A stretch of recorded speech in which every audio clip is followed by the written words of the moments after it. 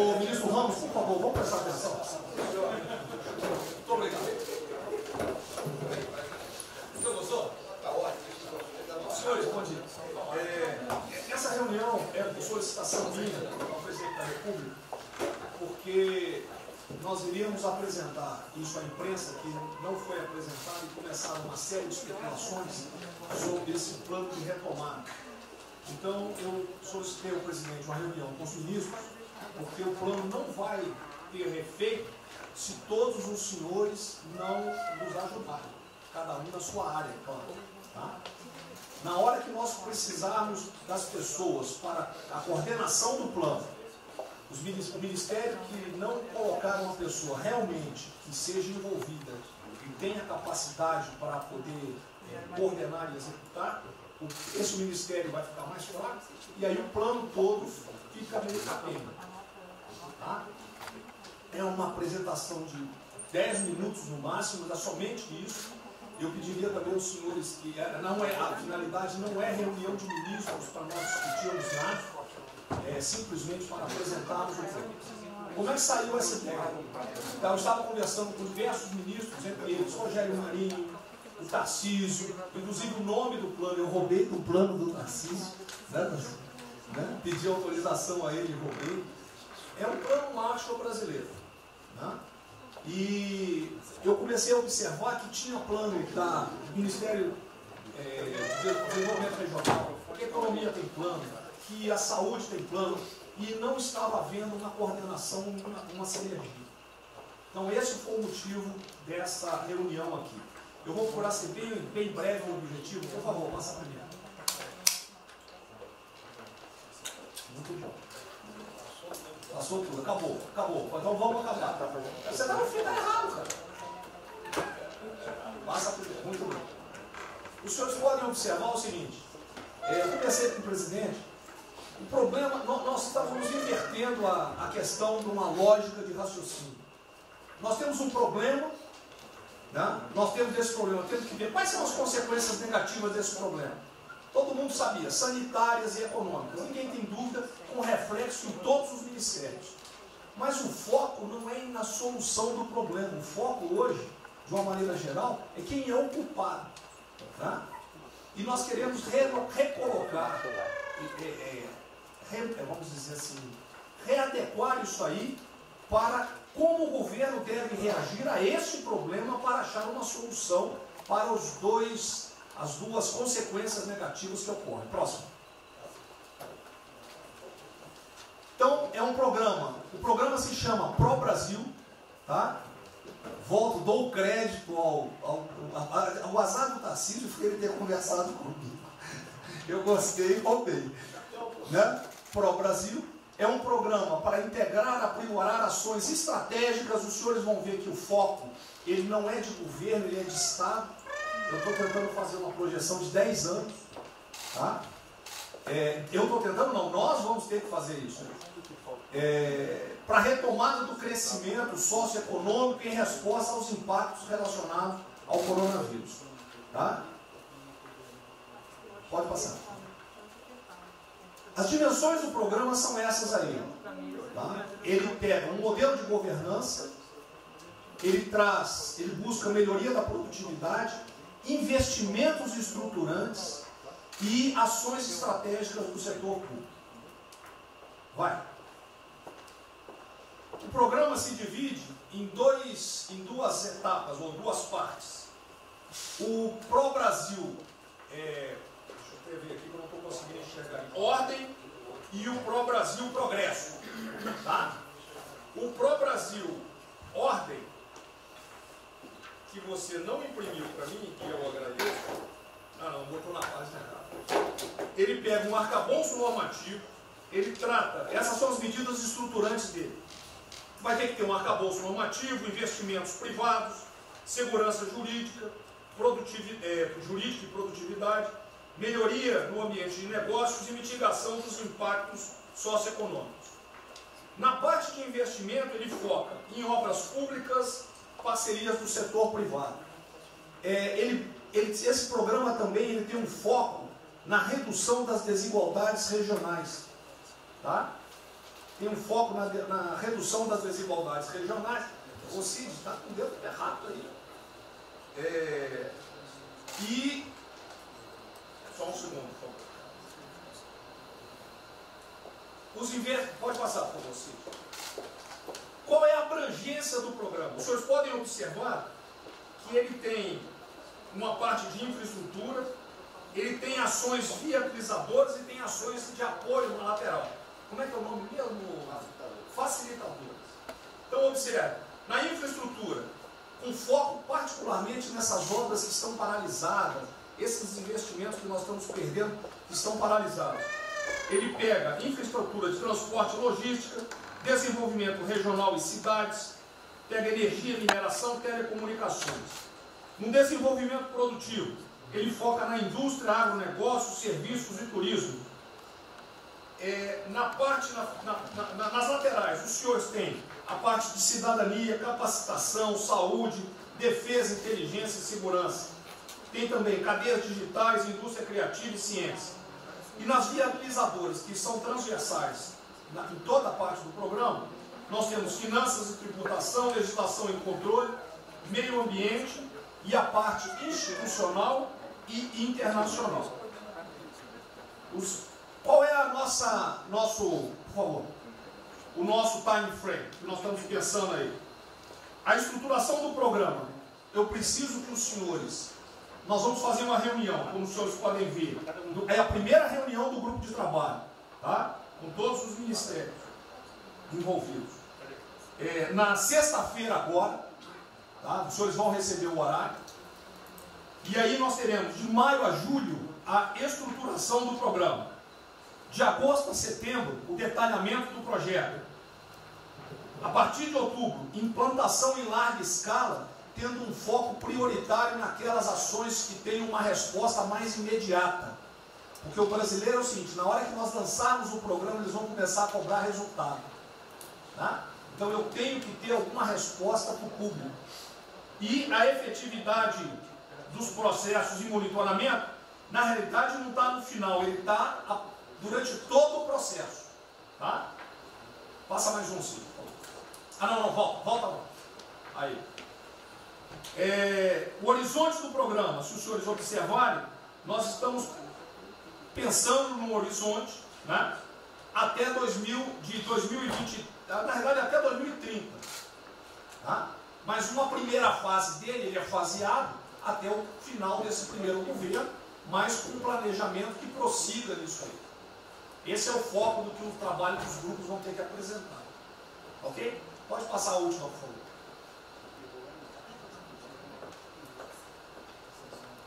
É sem som mesmo. Certo? Só um layout para os senhores. Então, na sexta-feira, eu solicitaria que os senhores, quando enviassem os representantes, esses representantes já viessem com uma noção dos programas ou do que os senhores pretendem dentro dos ministérios de vocês. Uma primeira ideia, e nós vamos partir disso para elaborar isso aí. O trabalho não será feito aqui é somente uma coordenação. Cada ministério vai fazer e nós vamos coordenar. Presidente Geraldo. Vamos dar a palavra para o Guedes, com respeito aos demais, acho que o ministro mais importante nessa missão. Eu queria fazer a primeira observação seguinte: não chame de plano Marshall, que revela um despreparo enorme. Não, isso aqui foi só aqui agora. Quando se falou em plano Marshall, para o Brasil é um nome espetacular. 10.000. Plano Marshall é um desastre. Revela despreparo nosso. Plano Marshall, por exemplo, os Estados Unidos podem fazer um plano Marshall para nos ajudar. A China deveria financiar um plano Marshall para ajudar todo mundo que foi atingido. Então, a primeira linha da equação, a gente tem que tomar muito cuidado, que é o plano pro Brasil. Nos fala plano Marshall, é um desastre, vai revelar a falta de compreensão das coisas. A segunda coisa é o seguinte: é super bem-vinda essa iniciativa para nos integrarmos todos. Agora, não vamos iludir. A retomada do crescimento vem pelos investimentos privados, pelo turismo, pela abertura da economia, pelas reformas. Nós já estávamos crescendo. Voltar numa agenda de 30 anos atrás que é investimentos públicos financiados pelo governo. Isso foi o que a Dilma fez 30 anos. Então está cheio de gente pensando nessa eleição agora e botando coisa na cabeça de todo mundo aqui dentro. São governadores querendo fazer a festa, são às vezes ministros querendo aparecer, tem de tudo. E todo mundo vem aqui, vamos crescer, agora temos que crescer, tem que ter resposta imediata, o governo vai gastar. O governo quebrou. O governo quebrou. Em todos os níveis. Prefeitura, governador e governo federal. O que nós conseguimos fazer? Nós sinalizamos o contrário. Nós desalavancamos o banco público, reduzimos o endividamento, baixamos os juros e o Brasil ia começar a voar. Então, se a gente lançar agora um plano, todo o discurso é conhecido, acabar com as desigualdades regionais, na linha, claro. Está lá, são os detalhes dele. É bonito isso, por isso é que o Lula e a Dilma estão fazendo há 30 anos. Se a gente quiser acabar igual a Dilma, a gente segue esse caminho. Então, eu acho o discurso bom, mas nós temos que tomar cuidado e reequilibrar as coisas.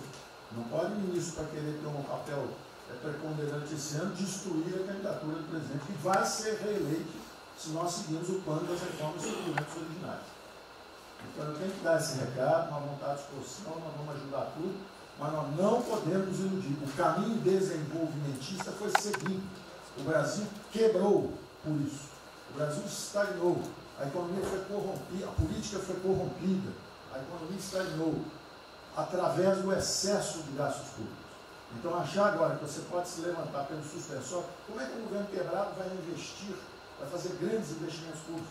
Tarcísio sabe disso, conversando sempre. Tarcísio sabe o seguinte, quanto é que você consegue, Tarcísio, passar de 5 bi para quanto? Para 15, para 20, para 30? Multiplicou por 6. Quanto é que você consegue de investimento em concessões? 250. Tá certo? Então, ó, tem 100 bilhões vindo para saneamento, tinha 100 bilhões que viriam, as 17 maiores petroleiras do mundo viriam para a nossa seção onerosa, 100 bilhões de seção onerosa, 100 bilhões de mineração, 100 bilhões de saneamento, 230 bilhões de concessões, 500 bilhões. Cadê o dinheiro do governo para fazer isso? Não tem. Então, quem está sonhando é sonhador. A gente aceita. Politicamente, a gente aceita. Vamos fazer todo o discurso da desigualdade, vamos gastar mais, precisamos eleger o presidente. Mas o presidente tem que pensar daqui a 3 anos. Não é daqui a 1 ano, não. Tem muita gente pensando na eleição desse ano. É só a observação que eu farei. Eu estou fora de eleição, Só um minutinho. A ideia aqui, ninguém falou em investimento público por enquanto. Inclusive, nós falamos ali em investimento, falamos inclusive em investimentos privados. O que tem que acontecer é o seguinte, eu estou vendo um plano de um monte de gente, nós temos que centralizar. E aí, a imprensa, a economia, exatamente, o que pode, o que não pode. Fundamental a coordenação. Até para isso na imprensa que está saindo. Que saiu na imprensa assim, plano Marshall e economia está fora. Quer dizer, alguém foi para a imprensa e falou, vê o plano Marshall ali, a economia está fora. Quer dizer, enfraquecer o nosso discurso no momento desse é uma tolice, é um atentado contra nós mesmos. Questão da imprensa, eu acho que eu resumi hoje na frente do Palácio 20 segundos. Eu não vou falar com vocês, que vocês não deturpam, vocês inventam e potencializam. Tem que ser o papel de cada um, não pode um sair daqui no cantinho, foi mais ou menos. Não pode falar nada, tem que ignorar esses caras, 100%. Senão a gente não vai para frente. Ele está sendo pautado para esses pulhas, o tempo todo jogando um contra o outro. É a Pedro Cristina contra mim, não pode jogar a Pedro Cristina, joga ela contra mim, o tempo todo. Tá? Então, se a gente puder falar zero com a imprensa, é essa aí. Bom, eu vou ser muito rápido aqui, general. Primeiro, parabéns. É fundamental esse processo de coordenação e de centro de governo. Nós precisamos ter isso cada vez mais aprofundado e com melhor qualidade. Segundo, eu quero, não precisa, mas eu quero me somar a essa visão do ministro Paulo Guedes, porque vamos lá. Nós recebemos o governo com 36 mil obras paradas. Oriundas da onde? Do pátio. Só para lembrar. O Abraão tem não sei quantas mil creches. 3 mil creches paradas que somam nessas 36. Então, O que nós trouxemos para o Brasil e como é que nós começamos o ano? Eu vou lembrar, presidente, o senhor sempre disse, é muito triste ver um brasileiro chegar no exterior e ser recebido com o manto da desconfiança. Pois nós passamos, Paulo Guedes, o ano todo, Tarcísio, Tereza, Bento, o nosso ministro Marcos Pontes e outros, andando pelo mundo e fazendo o quê? Vendendo o Brasil.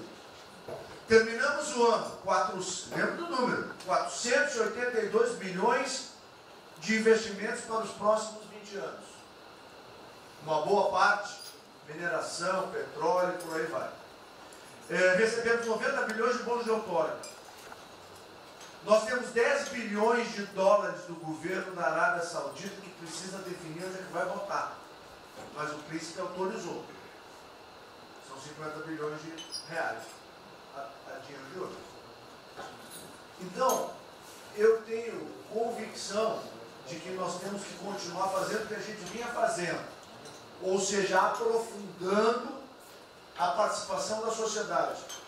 Nós temos uma coisa emblemática aqui, que é a Lei da Liberdade Econômica, que pela primeira vez na história do Brasil, desde que o Brasil é Brasil, o cidadão diante do Estado tem razão, até que o Estado prova ao contrário. Foi isso que fez os americanos, que há 200 anos atrás eram muito mais pobres do que nós, ser muito mais ricos do que nós. Então, o aprofundamento são sim das reformas, é sim ousar e ter uma reforma tributária que baixe o imposto no Brasil, reduz a carga tributária, estou falando sério. A gente nunca discutiu isso entre nós. Mas isso tem que caminhar para isso. Por quê? Porque aí nós damos fôlego à iniciativa privada para que ela faça o que tem que fazer e nós vamos ser mediadores desse processo. Apenas. E sinceramente, eu acho que todo o nosso esforço nos próximos dias tem que ser como é que nós mantemos a nossa linha, porque nós terminamos o ano, ministro Ernesto, ministro Tarcísio. O senhor foi recebido na Federação das Indústrias Alemãs com um slide que mostrava a 163 os caminhões atolados e a 163 pavimentado. E o presidente que coordenava aquele momento, eu estava lá lhe aguardando, voltando da Rússia, disse ao senhor, o que vocês brasileiros fizeram que nós não acreditávamos que vocês recuperaram a confiança e estão fazendo tantas transformações. Então, presidente, só para concluir, 100% nessa linha, mas que a gente não perca o foco original, porque por onde a gente estava caminhando, nós recuperamos a confiança externa e externa. Fomos acometidos de algo muito grave, que é uma doença, e que foi levado ao paroxismo da histeria, porque serve a interesse de muitos, os mais variados, eu não vou aqui detalhar. Mas, sinceramente, temos que rapidamente voltar ao que nós estamos fazendo, porque nós estamos no caminho certo, e a prova disso é que todo mundo voltou a olhar o Brasil como esse. Bom, eu vou partir do princípio que todos que estão aqui são bem intencionados e querem bem do Brasil. Tá? Então, nós não acreditamos em teoria da conspiração, nem que ninguém quer solapar os alicerces da República, nem abalar a administração do presidente Bolsonaro. Eu quero lembrar a todos que não existem verdades absolutas. Por favor, vamos refletir. O que está acontecendo hoje no mundo não tem parâmetro nos últimos 100 anos. O que está acontecendo hoje no mundo vai permitir, de acordo com a FMI, que foi a previsão de uma semana atrás, de uma diminuição de quase 3% do PIB mundial, no caso do Brasil, de mais de 5%. Em situações extraordinárias, remédios extraordinários de forma circunstancial.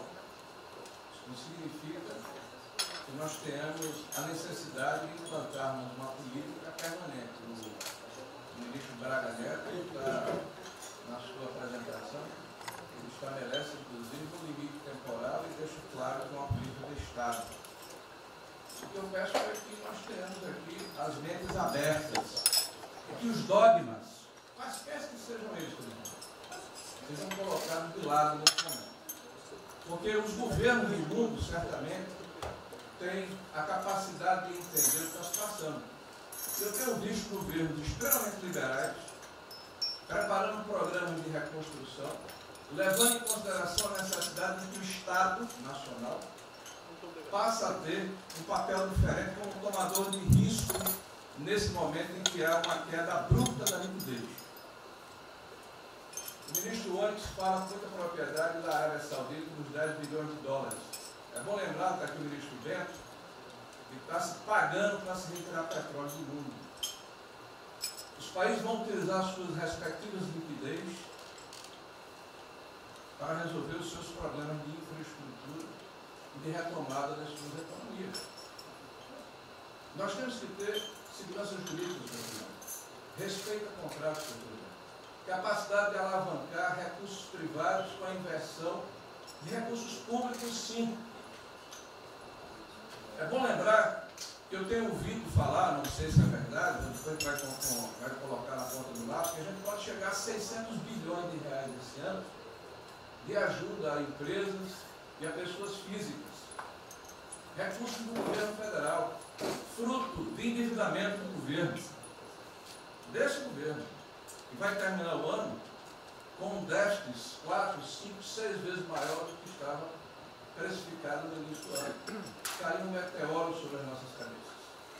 Então, por favor, nós não podemos começar uma discussão com verdades absolutas e com dogmas estabelecidos ao longo de 100 anos, em função de uma catástrofe que se abateu sobre o mundo, que os governos de todo o mundo estão se debruçando sobre o assunto, entendendo que muda o papel do Estado. Senhor presidente, é bom lembrar que quando houve a unificação da Alemanha, eu acho que esse é um fato histórico irrefutável, o Estado alemão entendeu e fez um pacto de que haveria necessidade de investir em capital humano e infraestrutura na Alemanha Oriental para diminuir desigualdades regionais. E esse é um pacto do Brasil. Essa pode ser uma catástrofe que vai nos afundar, ou pode ser uma onda para a gente surfar, uma alavanca para recuperar o país. Todos os países do mundo estão submetidos ao mesmo processo. Vai depender da nossa capacidade de termos uma opção clara de que forma vamos sair desse problema. Se vamos gastar 600 bilhões de reais para resolver uma situação que é emergencial e todos reconhecemos que é necessária, e darmos segurança à população, no caso alimentar, para evitarmos o caos, para diminuirmos a mortandade das empresas, tudo bem, está correto, essa é a boa direção. Por que não 5, 6, 7% desse total, 10% desse total, em obra de infraestrutura? Por que não termos a capacidade de alavancarmos o emprego no momento em que a retomada, todos os economistas aqui reconhecem, vai ser muito lenta? Bom, eu só estou falando isso, presidente, para que nós possamos ter essa discussão sem dogmas, sem verdades absolutas, sem a preocupação de que as coisas continuam como eram antes. Não são como eram antes. Aqui e no mundo inteiro. É isso.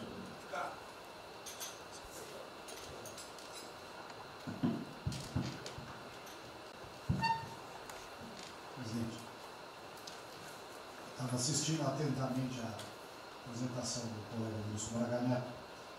Na parte final, no slide das questões transversais, está o meio ambiente, mas eu acho que o que eu vou dizer aqui sobre o meio ambiente se aplica a diversas outras matérias. Nós temos a possibilidade, nesse momento que a atenção da imprensa está voltada quase que exclusivamente para o Covid e daqui a pouco para a Amazônia, o general Mourão tem feito os trabalhos preparatórios para que a gente possa entrar nesse assunto da Amazônia um pouco mais calçado, mas não é isso que eu quero falar. A oportunidade que nós temos, que a imprensa não está nos dando um pouco de alívio nos outros temas, é passar as reformas infralegais de desregulamentação, simplificação, todas as reformas que o mundo inteiro, nessas viagens que se referiu ao Mix, certamente cobrou dele, cobrou do Paulo, cobrou da Tereza, cobrou do Tarcísio, cobrou de todo mundo, da segurança jurídica, da previsibilidade, da simplificação.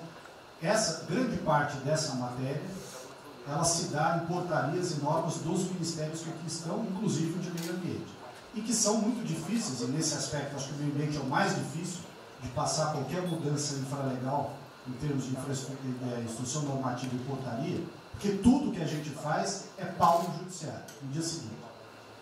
Então, para isso precisa ter um esforço nosso aqui, enquanto estamos nesse momento de tranquilidade, no aspecto de cobertura de imprensa, porque só fala de Covid, e ir passando a boiada, e mudando todo o regramento, e simplificando normas, de IFAM, de Ministério da Agricultura, de Ministério do Meio Ambiente, de Ministério disso, de Ministério daquilo. Agora é a hora de unir esforços para dar de baseada a simplificação de regulatória que nós precisamos, em todos os aspectos. E deixar a AGU, o André não está aí, né? E deixar a AGU de stand-by para cada pau que tiver, porque vai ter.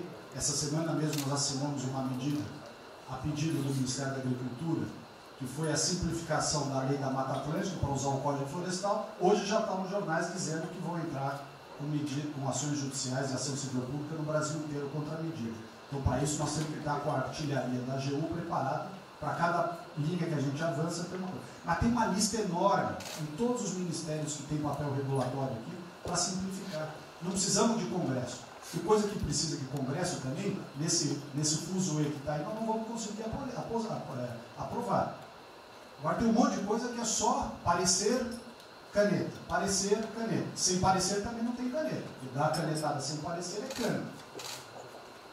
Então, isso aí vale muito a pena. A gente tem um espaço enorme para fazer. Enfim, acho que essa é uma questão importante que estava aí nos slides, Você vê que a jurídica também está embaixo. Isso, exatamente. Só os senhores entenderem o seguinte, isso aqui é coordenação dos planos que eu sei que todos estão fazendo. Tá?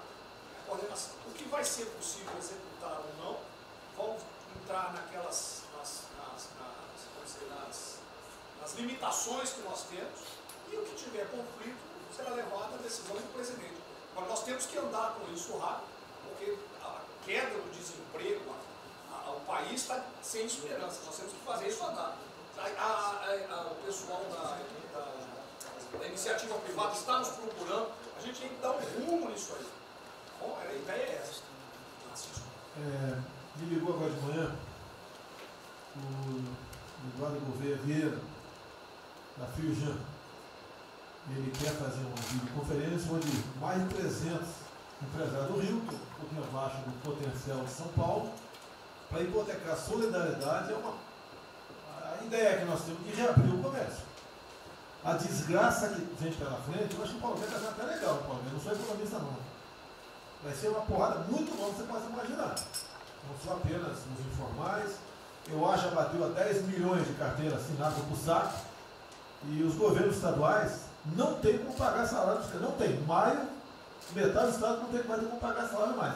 A desgraça está aí. Eles vão querer empurrar essa trozoba para cima da gente, esse pessoal aqui do lado vai querer empurrar, e a gente vai reagir, porque aqui não é saco sem fundo. Tá? Então essa preocupação vamos ter. Paralelamente a isso, tem o AB da vida, enchendo o saco do Supremo, para abrir o processo de bicho, porque não apresentei meu exame de vírus, essa frescurada toda. E todo mundo tem que estar ligado. Não é apenas cuidar do seu ministério nessas questões que estamos tratando aqui, é tratar da questão política também. Certo? Então, essa preocupação temos que ter, porque a luta pelo poder continua a todo vapor. E sem neurose da minha parte. Tá?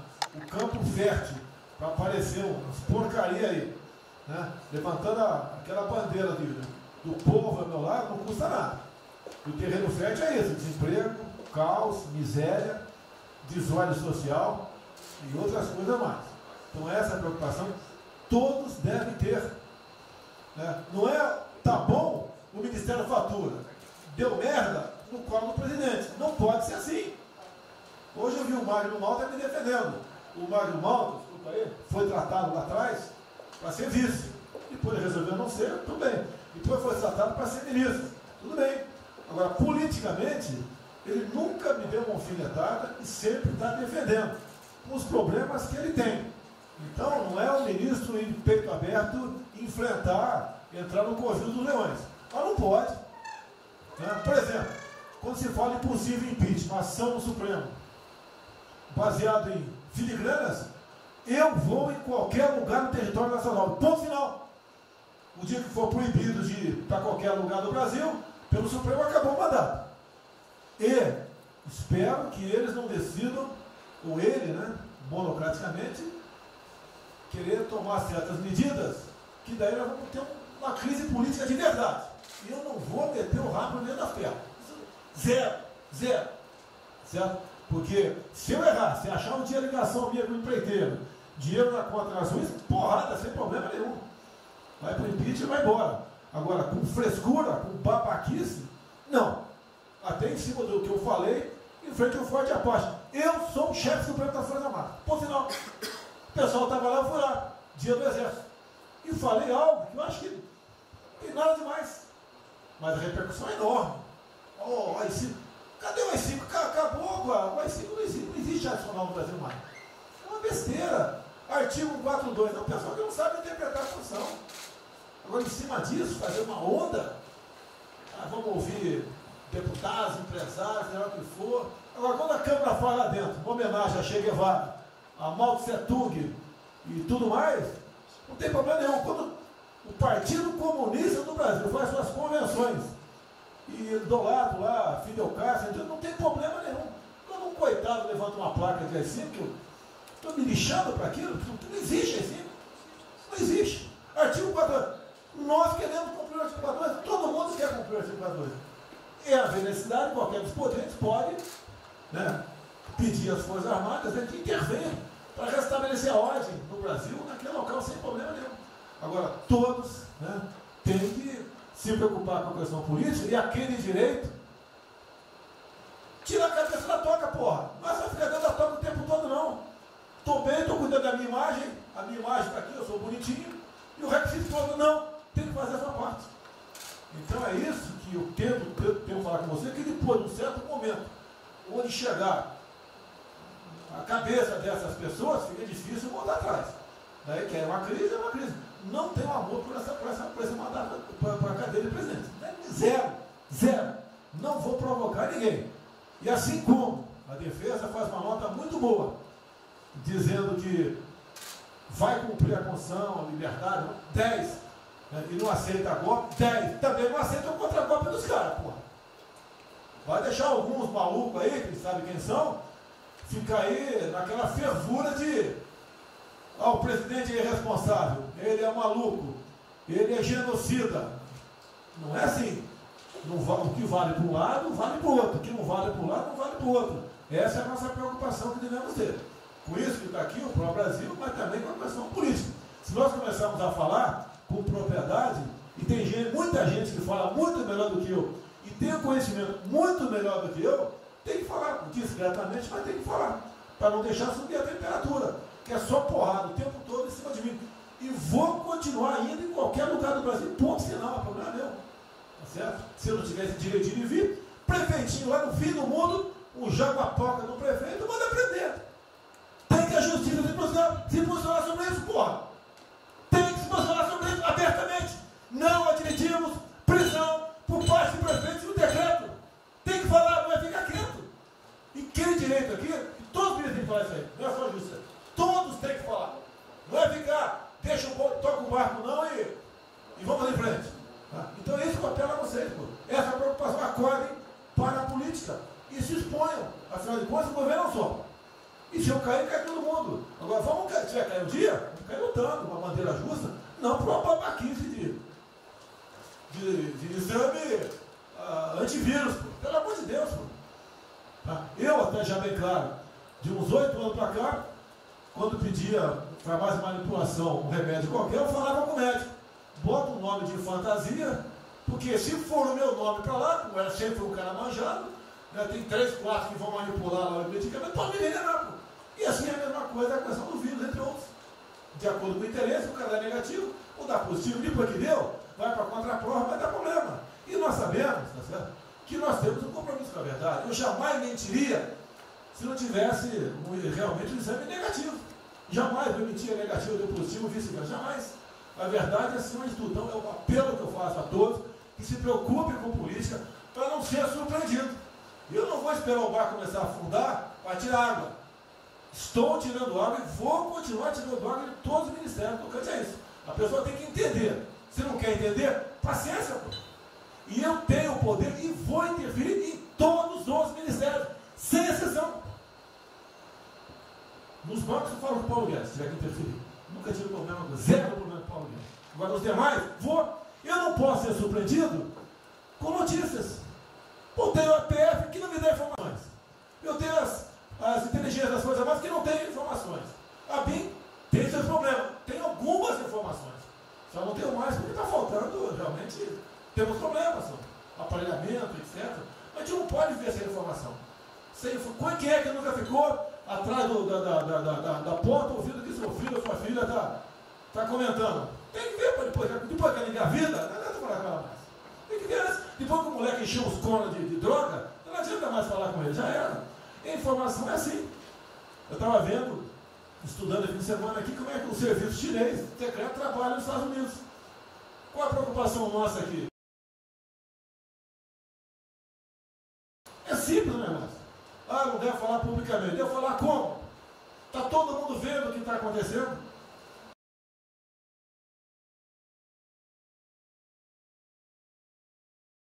Tudo bem. Você tira do porra. Não tira. É uma realidade. Não adianta esconder mais, tapar o sol com a peneira. Vai em alguns ministérios, tem gente descontada aqui dentro. Então não quebrei zero. Precisamos dele para vender? Sim, isso precisa também de nós. Que se não precisasse, não estaria comprando a soja da gente, não. Precisam. E é um negócio, pô. E devemos aliar com quem tem alguma afinidade conosco. Para a gente poder fazer valer a nossa vontade naquele momento. Não adianta se esconder aqui, depois tem um problema, daí liga para o tio, fala, pô, cara, você me ignorou até hoje? Você só não me chamou de imperialista, igual a esquerdalha e o FHC falava no passado. No resto, agora não dá mais. Então essa é a preocupação que temos que ter. A questão estratégica, que não estamos tendo. E me desculpe, o serviço de informações nosso, todos, é uma vergonha. Uma vergonha. Que eu não sou informado. E não dá para trabalhar assim. Fica difícil. Por isso, vou interferir. E ponto final, pô. Não é ameaça, não é extrapolação da minha parte. É uma verdade. Como eu falei, né? Dei os ministérios para os senhores. O poder de veto. Mudou agora, tem que mudar. E eu quero realmente governar o Brasil. Nós precisamos de todos aqui, como disse o Marinho, né? Aqui é o mesmo barco. Se alguém cavar o cavalo no porão aqui, vai todo mundo para o saco aqui, vai todo mundo morrer afogado. Então é isso que a gente precisa. É pensar além do que tem que fazer internamente aqui. Quando eu explodi o Inmetro, conversei com o Paulo Guedes. Desculpa a linguagem, é uma putaria. Putaria o Inmetro. Trocar tacógrafo, trocar taxímetro, botar chip na bomba de combustível. Putaria, igualzinho tomar 3 pinos. Está muito bem agora, vai precipitar uma porrada. Ah, botou um coronel. O coronel foi formado pelo INE. Eu ia botar um coronel, você vai ter uma formação. Tá? E assim nós devemos agir. Como estava discutindo agora, IFAM, está lá vinculado à cultura. Eu fiz a cagada em escolher, não escolher uma pessoa que tivesse também outro perfil. Uma excelente pessoa que está lá, tá? Mas tinha que ter outro perfil também. IFAM para qualquer obra do Brasil. Compara com o Luciano Hang. Encontra lá um cocô petrificado de índio, para a obra. Para a obra. O que tem que fazer? Alguém no IFAM que resolva o assunto. E assim nós temos que proceder. E assim, cada hora, como eu falei da Tereza Cristina, que mudou a questão normativa, revogou a questão normativa, ajudou 400 mil pessoas no Vale do Ribeira, parabéns. Assim são outras decisões. A questão de armamento, tá? As questões de... Mas por quê? Espera aí. Ministro da Justiça, por favor. Foi decidido há pouco tempo que não podia botar algema em quase ninguém. Por que estão botando algema em cidadão que está trabalhando, ou mulher que está em praça pública, e a justiça não fala nada? Tem que falar, pô! Vai ficar quieto até quando? Ou eu tenho que continuar me expondo? Tem que falar, botar para fora, esculachar. Não pode botar algema. Decisão do próprio Supremo. E vão ficar quietos até quando? Estão humilhando o nosso povo, porque isso está crescendo. O pessoal fica apontando para mim, votei em você para você fazer alguma coisa. Votei em você para você tomar decisões, para você brigar. E é verdade. Eu estou me lixando com a reeleição.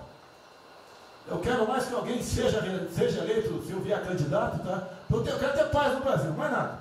Porque se for na esquerda, uma porrada de vocês aqui tem que sair do Brasil, que vão ser presos. E eu tenho certeza que vão me condenar por homofobia, 8 anos por homofobia. Ele inventa o racismo, como inventaram agora por Von Traub. Desculpa usar a palavra. Puta que eu pariu. O Von Traub pode ter falado uma merda do mundo, mas racista? Vamos ter que reagir, pessoal. É outra briga. Tem que ser um governo com altivez. Se expor, mostrar que nós temos o povo do nosso lado. Que nós somos submissos ao povo. Nós queremos realmente, é como disse, se não me engano, Margaret Thatcher, né? Ou Reagan, não sei, para ser conduzido pela povo brasileiro, ponto final. Onde o povo está, vamos estar juntos.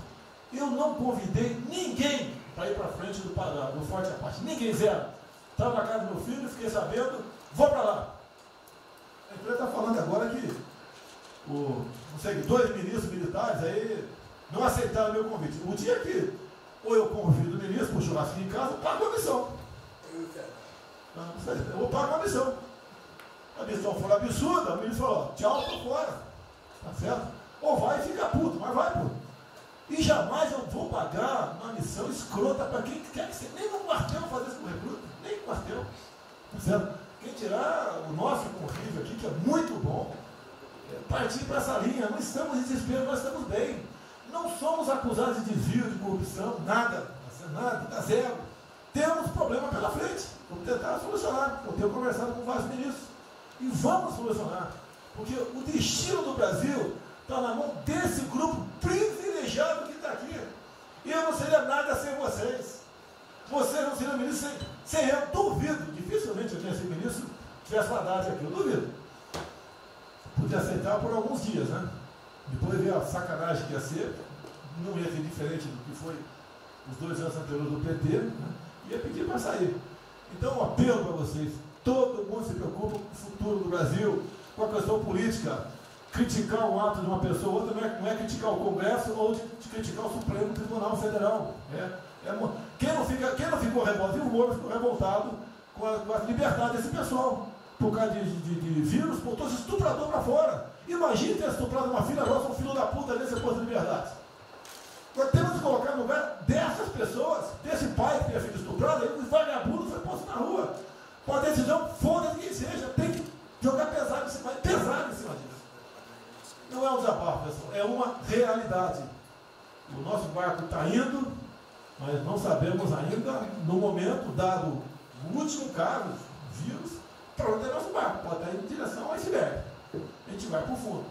Então vamos se ligar, vamos se preocupar. Quem de direito se manifesta com altivez, com palavras polidas, tá? Mas tomar uma posição, porque não pode tudo veio para a minha retaguarda, tudo. Tá? E vocês têm que apanhar junto comigo, logicamente, quando tiver motivo para apanhar, ou motivo para bater.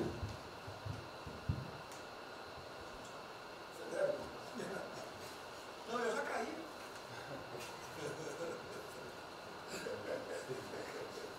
Já foi ministro Moro que falou. A sequência aqui é o seguinte: o ministro Moro, Montezano, o Nelson e o Paulo Guedes. Aí eu pediria só aos senhores que fossem breves. Você também. Paulo Guedes quer uma política e quer cobrar os raios. Depois do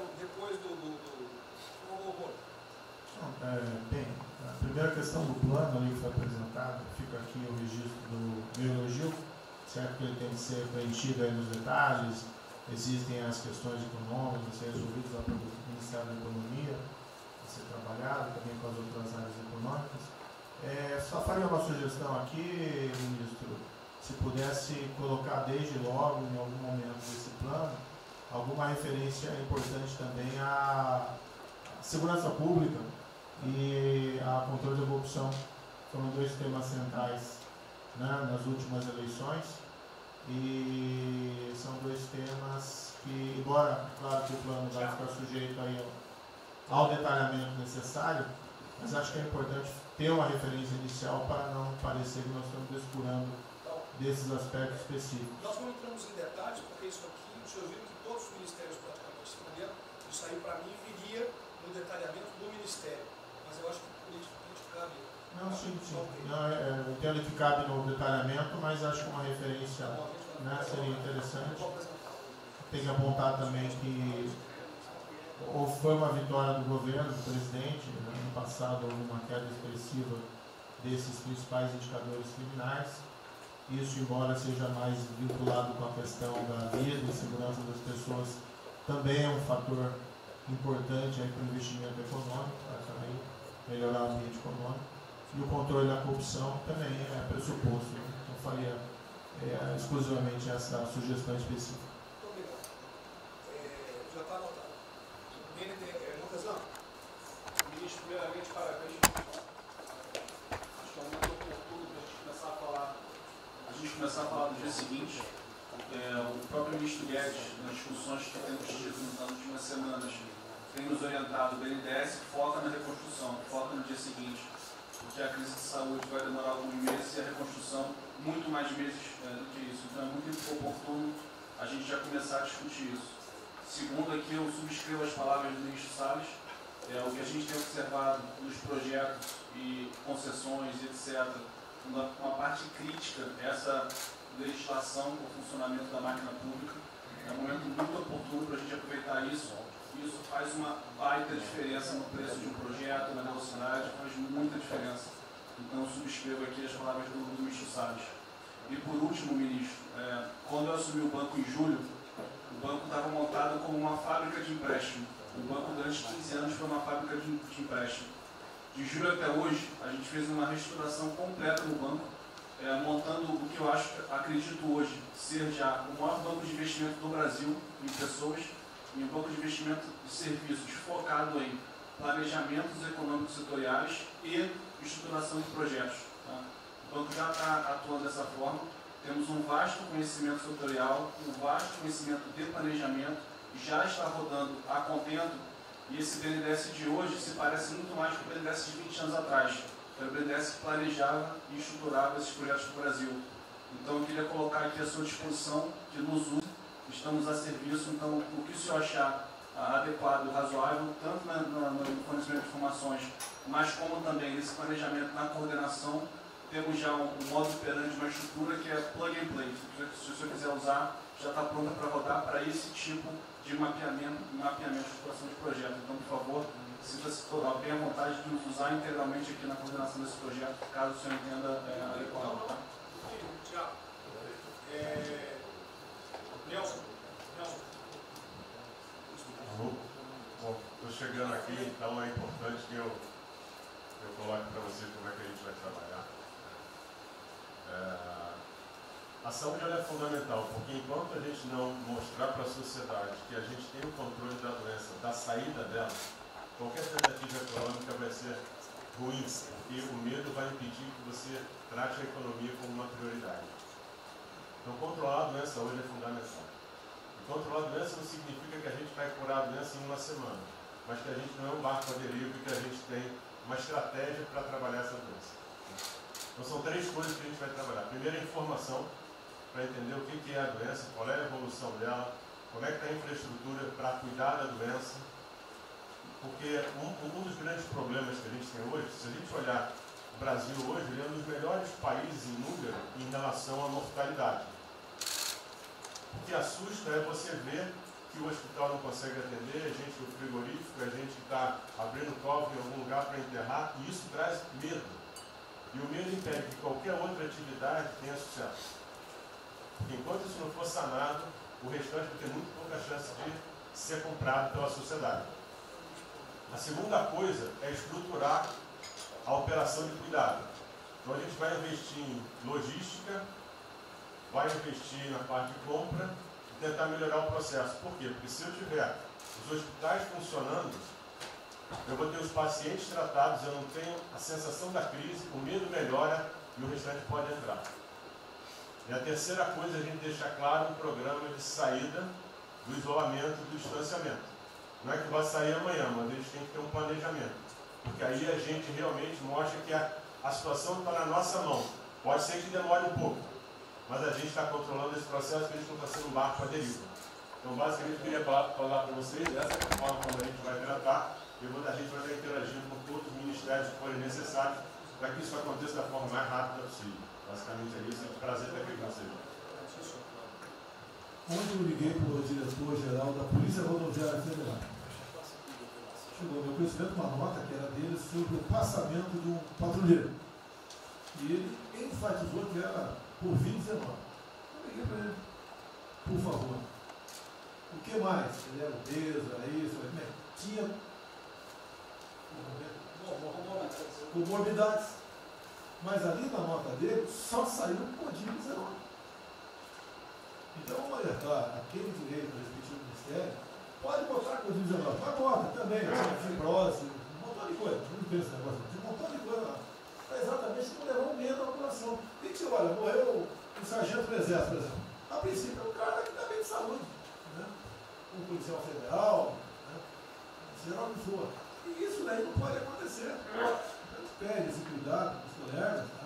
Aquele direito do respectivo ministério, que tem alguém encarregado disso, né? Tomar esse devido cuidado para não levar mais medo ainda para a população. Você perguntou, nossa, aí perguntou quanto tempo levaria para mostrar o plano, alguma coisa. Eu acredito que. Não, nós já conversamos hoje. Não, nós já conversamos hoje sobre isso. O COP está montando junto com a saúde. Tá? Eu não posso dizer. A gente está trazendo recurso para poder acelerar esse processo, porque na verdade a gente está correndo muito tempo. Enquanto a gente não conseguir controlar a percepção que a gente hoje tem condição de cuidar das pessoas, vai ser difícil. Né? E o problema da doença é que você pega um sistema que, se você falar em eficiência, os hospitais têm que ser eficientes. Então, quando você fala em eficiência, você vai quase no limite do cuidado. Você não tem sobra, você não tem gordura. Quando você pega uma doença que chega, que é muita gente ao mesmo tempo, você não consegue ter agilidade para preparar o sistema para cuidar dela. E a gente tem um problema adicional que a gente tem que tomar cuidado, que é o seguinte: quando você tem os hospitais com você tem muita gente falando de Covid, os hospitais estão diminuindo muito o atendimento, o que significa que eles vão ter problema financeiro. Se isso prorroga, esses hospitais vão ter cada vez mais dificuldade. Você vai poder ter um hospital mais sucateado, um hospital fechado. O que está acontecendo hoje? Vamos botar em números hoje. A gente tem 4 milhões de pessoas hoje com a Covid. O Brasil hoje tem 212 milhões de pessoas. Tem 208 milhões que não estão tendo a atenção necessária. Você tem câncer, cardiovascular, isso tudo está represado, a demanda é reprimida. Quando você controlar a Covid, o não Covid vai chegar com tudo. Você pode pegar uma estrutura sucateada. Aí você só vai transferir o problema de medo, que vai ser o medo da Covid para o medo da não Covid. Então a gente tem que estar preparado para isso tudo. Então não é só trabalhar o curtíssimo prazo, a gente tem que preparar para essa segunda fase que vai chegar também. Isso tudo a gente está fazendo, só para vocês saberem que a gente está pensando nisso tudo, só para vocês saberem que está tudo trabalhando. Como o ministro Tarcísio, eu pediria as suas que fossem bem breves. Não, já não temos aí.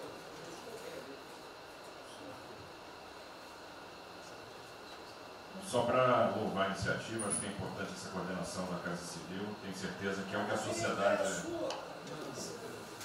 sociedade espera isso de nós. A boa notícia é que a gente vem conversando com os investidores, eles estão interessados no nosso programa de concessão. Claro que a gente vai ter que ajustar alguma coisa nos projetos em função da percepção do nível de risco. E a gente vai fazer isso calibrando taxa de retorno, monitorando melhor agora a questão da demanda, né, reestimando a demanda nos projetos, mas a gente tem certeza que os projetos vão sair. Qual o cuidado que a gente tem que ter? A gente fala em 250 bi de investimento, só que concessão funciona o seguinte: o que a gente contratar agora vai gerar investimento em 2023, 2024, não é imediato. E a gente vai precisar de fazer alguma coisa imediata, e aí tem que ter a inteligência, porque também não adianta. Isso, me dá lá 30 bi por ano, não vou gastar, eu não vou usar. Eu não vou ter condição de fazer, de usar isso. Né? Porque nos períodos altos lá que a gente executou mais, a gente consegue ali ter uma capacidade operacional de executar 13, 14 milhões máquinas. E a gente já tem 8 de orçamento por ano. Então, no final das contas, a gente fazendo as contas e vendo o que nós já temos de projeto pronto, o que é necessário, que agrega valor imediato. É um 35 Maranhão lá, que leva a safra para o Porto de Itaqui, que se acabou. Ali eu posso fazer uma intervenção imediata. E o que a gente vai falar? Estou falando de pegar os 8 que a gente tem e agregar mais 3, mais 4. É essa a conta. Eu acho que isso é realmente necessário para gerar emprego, para dar a resposta que a sociedade Está querendo e conjugando isso com investimento privado. As duas coisas têm que andar juntas, né? E aí nós vamos dar um bom retorno. A gente está vendo aí o esforço que o BNDES está fazendo, acho que está fazendo um trabalho magnífico, trazendo o banco, trazendo o privado, o sindicato de bancos, para assumir uma responsabilidade que é deles também. O Banco Central injetou um monte de liquidez aí no sistema, para o dinheiro não ficar empossado, e aí preservando o caixa para atuar, né, nesses projetos de estrutura que vai ser fundamental. Então, eu acho que é essa linha que nós precisamos ter, né? E tivemos aí dois caras aí na história recente que pegaram terra arrasada e entraram para a história. Um foi o Roosevelt, o outro foi o Churchill. O terceiro vai ser o Bolsonaro. Pedro Guimarães,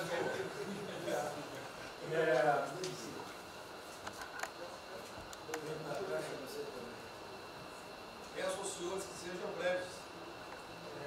São só 5 pontos muito rápidos.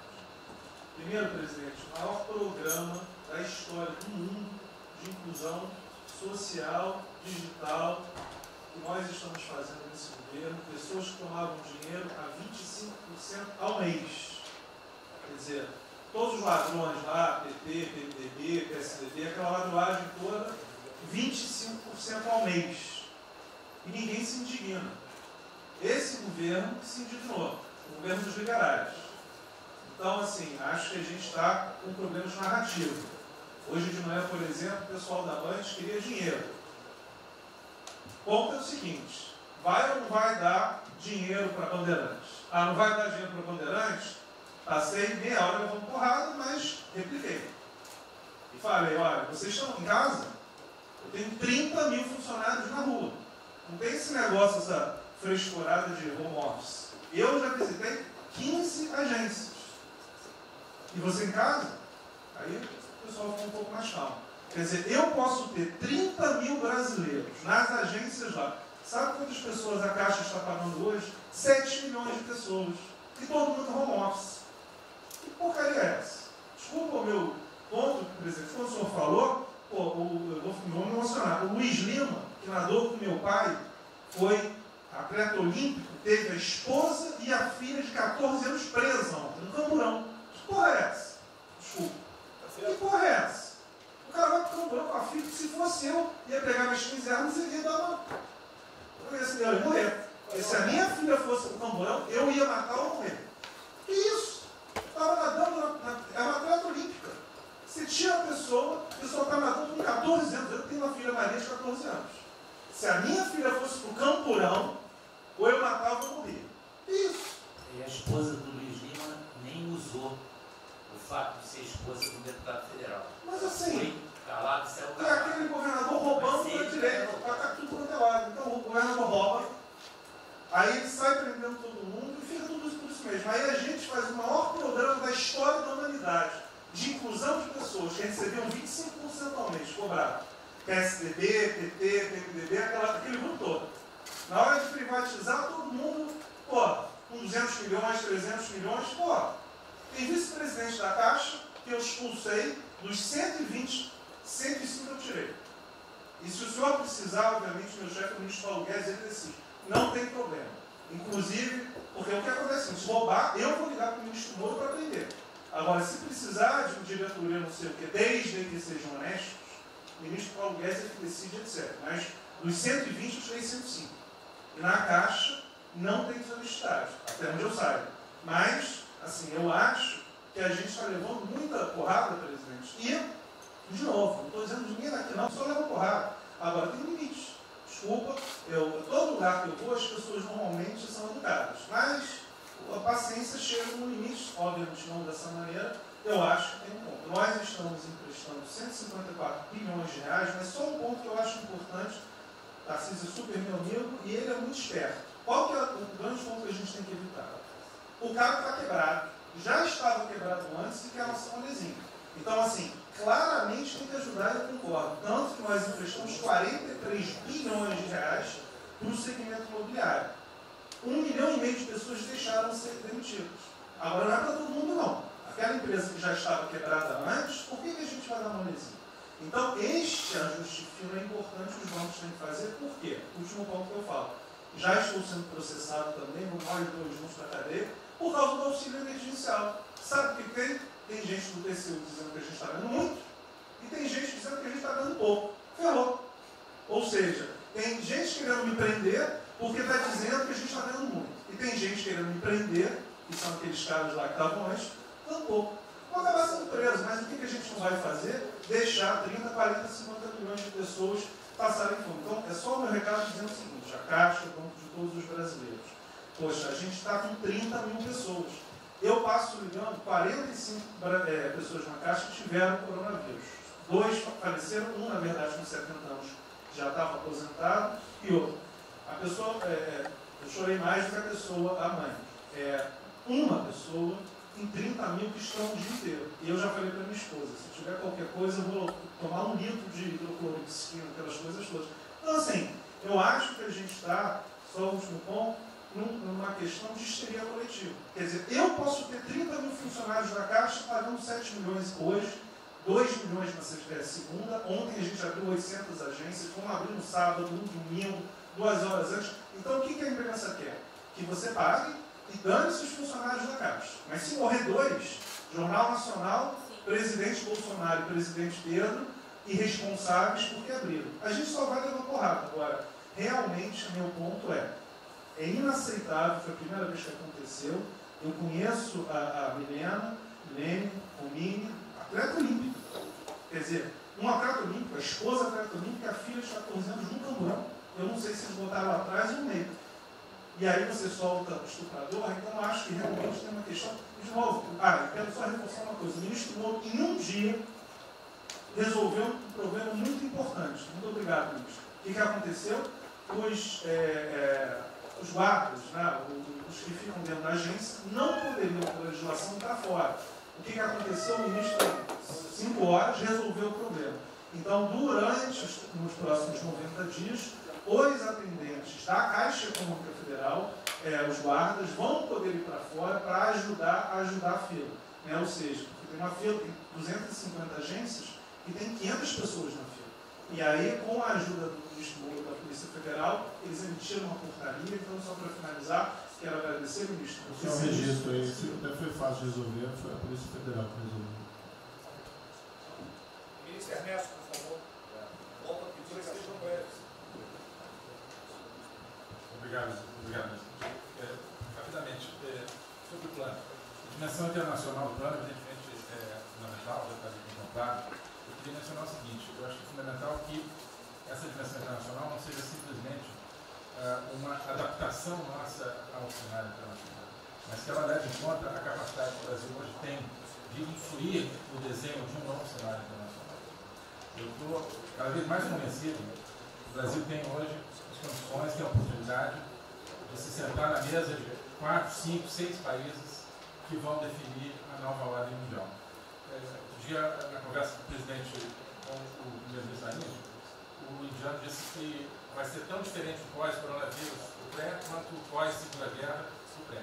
Eu acho que é verdade. E assim como houve um Conselho de Segurança que definiu a ordem mundial, 5 países depois da Segunda Guerra, vai haver uma espécie de novo Conselho de Segurança, e nós temos dessa vez a oportunidade de entrar nele e acreditar na possibilidade do Brasil influenciar, ajudar a formatar um novo cenário.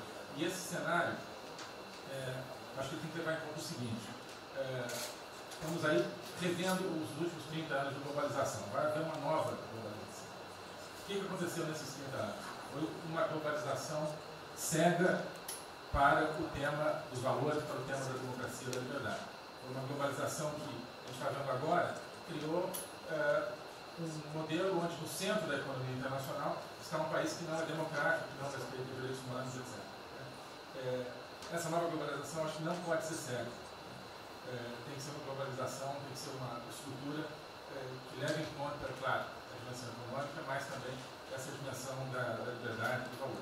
E da mesma maneira, acho que o plano está apontando para isso, na nossa dimensão nacional, também não pode ser um plano cego para essas dimensões daquilo que nos traz, né, que traz o projeto do presidente, que é não simplesmente a eficiência, a pujança, o crescimento econômico, mas a liberdade, o combate à corrupção, a reinvenção do Brasil livre, dessas mazelas que nós pensamos. Obrigado. Obrigado, ministro. Roberto Campos. É o último que colocou. Não, é bem rápido. Eu só vou voltar na história. Vou voltar aqui numa história breve. Queria lembrar que no fim do governo Dilma a taxa de juros era 14,5%, a curta, mas a taxa longa era 20%. E aí quando a gente olha o que aconteceu e o que proporcionou a taxa de juros cair, é interessante, porque teve um dia, 18 de agosto, saiu uma manchete no jornal que todos os elementos apontavam que ia ter o teto de gastos. Naquele dia, a curva de juros começou a cair e foi quando depois o presidente do Banco Central anterior começou a cair os juros. Ele caiu os juros até o nível de 6,5, estabilizou, teve a incerteza das eleições, com a incerteza do PT poder voltar, a taxa piorou. Depois, curiosamente, quando o mercado entendeu que ia ter a Previdência, foi quando abriu espaço para colocar os juros novamente. Então, a razão dos juros ter ido de 14,5, 15, 20 para o que está hoje foi o fato da sociedade e do mercado ter entendido que o governo ia ter disciplina em relação às contas públicas. Isso a gente não pode esquecer. Tá? Me permite, Roberto, então você está dizendo aí que não só a Selic tem como uma taxa longa, nós devemos basicamente a PEC do teto, é isso? Isso. Estou dizendo exatamente isso. E depois também a Previdência. Então, dito isso, eu acho que é importante a gente passar essa mensagem. Um outro tema só, aí em relação ao plano, 3 pontos só que eu acho importantes. A gente tem feito reuniões entre os banqueiros centrais de vários países do mundo, quase todas as semanas. Eu acho que tem 3 pontos que são importantes. Primeiro, existe um consenso hoje que o mundo privado está com muito medo de tomar risco. Então, que não vai ter como ter uma saída rápida sem que o governo não entre de alguma forma tomando risco. Porque o mundo privado está com medo de tomar risco pelo fator medo, que é o fator que o doutor mencionou, que eu acho que é muito importante. Se amanhã você permitir todo mundo no estádio de futebol com o jogo, será que todo mundo vai sair de casa e vai? Qual é o fator medo? E o fator medo é interessante, porque quanto mais informação você tem, mais medo você tem, porque a mídia joga medo. Então você tem hoje uma classe mais alta que tem mais medo que a classe mais baixa, exatamente porque eles têm mais acesso à informação e a informação enviesada. Então, o primeiro ponto é esse tomar risco. O segundo ponto rápido é um tema que eu acho que está muito crescendo também, crescendo bastante, que é a análise, que a gente chama de análise intertemporal. Quando você faz uma ajuda, quando o governo faz um gasto, geralmente acontece 2 coisas. Ou você bota fundo perdido, ou seja, esse gasto não vale nada, e aí vai ter um reflexo na economia, na taxa de juros, ou as pessoas exageram falando esse gasto vai ser multiplicador. Provavelmente não é nenhuma coisa nem outra. O que eu acho que falta de analisar os gastos do governo é o quanto desse gasto que eu recupero lá na frente, via preservar empregos, via manter uma empresa viva, que ia morrer. Então eu acho que falta a análise completa do gasto. O gasto nunca é fundo perdido. Também ele nunca é muito multiplicador, ele é um meio do caminho de uma coisa e outra. E o que eu acho que falta é a análise de eu vou gastar tanto e esse gasto vai ter essa visibilidade. Por exemplo, existe uma percepção do mercado que dinheiro para o governador e prefeito é dinheiro jogado fora. Pode ser que seja mentira, mas existe essa percepção hoje. E tem vários vídeos rodando por aí, os senhores devem ter visto, de que o dinheiro vai para a prefeitura e não vai parar, porque vai em bem intangível, que é difícil de controlar. Vai em programa que você nunca tem como monitorar. Então, acho que é importante esse tema de fazer essa análise intertemporal e ver realmente qual é a eficiência do gasto. E, por último, último ponto, conversando com investidores, a gente tem feito isso, inclusive nós fizemos uma conversa, 2 bancos centrais com investidores, inclusive de infraestrutura, e o problema principal que aparece em toda a conversa no Brasil, do investidor privado, é que, no passado, toda vez que o investidor privado entrou, teve muita sacanagem. O tema da governança é super importante. Então, eu estava conversando com o Marinho, a coisa mais importante desse projeto, na minha opinião, é garantir que a governança é boa. O investidor privado ter certeza que ele vai estar junto com o governo, ou ele vai estar em grande parte tomando risco, às vezes o governo vai tomar um pouquinho, mas que é uma coisa que ele não precisa se preocupar na frente da governança. E o jeito de melhorar a governança é colocar agentes internacionais que fazem governança mundial. A gente conversou um pouco sobre isso. É só isso. Obrigado. Obrigado. Ministra Damares, por favor. Perdão, Marcelo já falou. Não. Ministra Damares. Ministro, parabéns pela ideia, mas eu preciso lembrar, eu preciso fazer sempre isso para que a gente não perca o foco, a questão de valores, ministro. Esse governo tem o pilar dos valores. Não se pode construir nada neste governo sem a gente trazer valores. Nós estamos sabendo, e a gente está falando o tempo todo, que nós não seremos mais os mesmos depois dessa pandemia. O mundo não será mais o mesmo. nós não seremos mais o mesmo, e nós vamos ter que fazer uma revisão de políticas públicas no mundo todo e no Brasil. Nós vamos ter que nos reinventar, com certeza. Neste momento, o que nós estamos vendo aqui no nosso comitê? Nós estamos buscando dados e não estamos encontrando dados. Nós recebemos um governo que não tinha dados, os dados que nós tínhamos eram falsos, mentirosos, um Brasil de achismo, um Brasil de talvez, eu acho que é, talvez sim, talvez não. Políticas públicas construídas até agora nessa nação em cima de talvez e de achismo. Nós vamos ter que rever muita coisa. É um país plural. Quando a gente vai buscar os povos tradicionais agora para a gente construir enfrentamento ao coronavírus, nós descobrimos, ministros, que nós temos 1.300.000 ucranianos no Brasil. Ninguém nunca falou de ucranianos para nós no Brasil. Com a sua cultura totalmente preservada no Brasil. Nós estamos com 1.500.000 ciganos, e eu falava de 1.300.000, e são 1.500.000 ciganos. Nós estamos... Então, presidente, nós vamos ter que rever muita coisa na aplicação das nossas políticas públicas no Brasil. Os nossos seringueiros são em números maiores do que a gente imagina no Brasil. Então, tudo que nós formos construir, nós vamos ter que ver, ministro, a questão dos valores também. A questão, os nossos quilombos estão crescendo e os meninos estão nascendo nos quilombos e seus valores estão lá. Então, tudo vai ter que ver a questão dos valores. E quando eu falo valores, ministro, eu quero dizer para o senhor, nós estamos com quase 80.000 idosos em abrigos no Brasil. Eu me surpreendi com números. Nós estamos com quase 60.000 crianças em abrigos no Brasil. Os números estão me surpreendendo. E eu estou com um número absurdo de mulheres também em busca de abrigos por causa de violência. Então, tudo isso tem que vir para este pacote. Nós vamos ter que fazer algumas revisões de políticas públicas no Brasil. Então, por favor, ministro, coloque aí a questão de valores. E quando eu falo valores, aí eu quero olhar para o nosso novo ministro aqui da Saúde e dizer, ministro, valores estão lá no seu ministério também. Neste momento de pandemia, a gente está vendo aí a palhaçada do STF trazer o aborto de novo para a pauta. E lá está a questão de as mulheres que são vítimas do Zika vírus vão abortar. E agora vem do coronavírus. Será que vão querer liberar que todos que tiveram coronavírus poderão abortar no Brasil? Vão liberar geral? O seu ministério, ministro, está lotado de feminista que tem uma pauta única, que é a liberação do aborto. Quero te lembrar, ministro, que está chegando agora, este governo é um governo pró-vida, é um governo pró-família. Então, por favor. E aí, quando a gente fala de valores, ministro, quero dizer que nós estávamos sim no caminho certo. A gente não precisa reinventar muita coisa, não. E eu quero citar aqui um exemplo da política indigenista, como este governo estava construindo.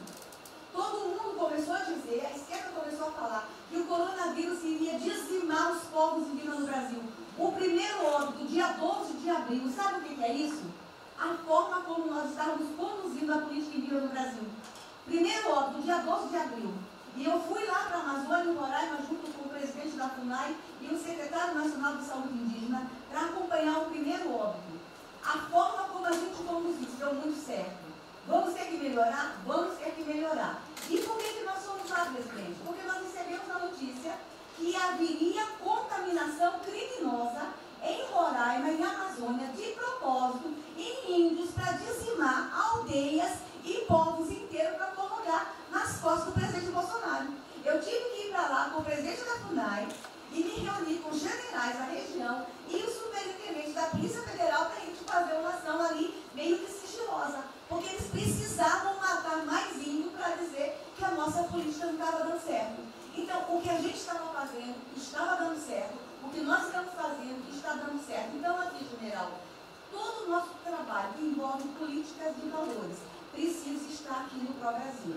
E aí, presidente, só para encerrar, eu quero dizer para o senhor que a sua angústia tem razão de ser.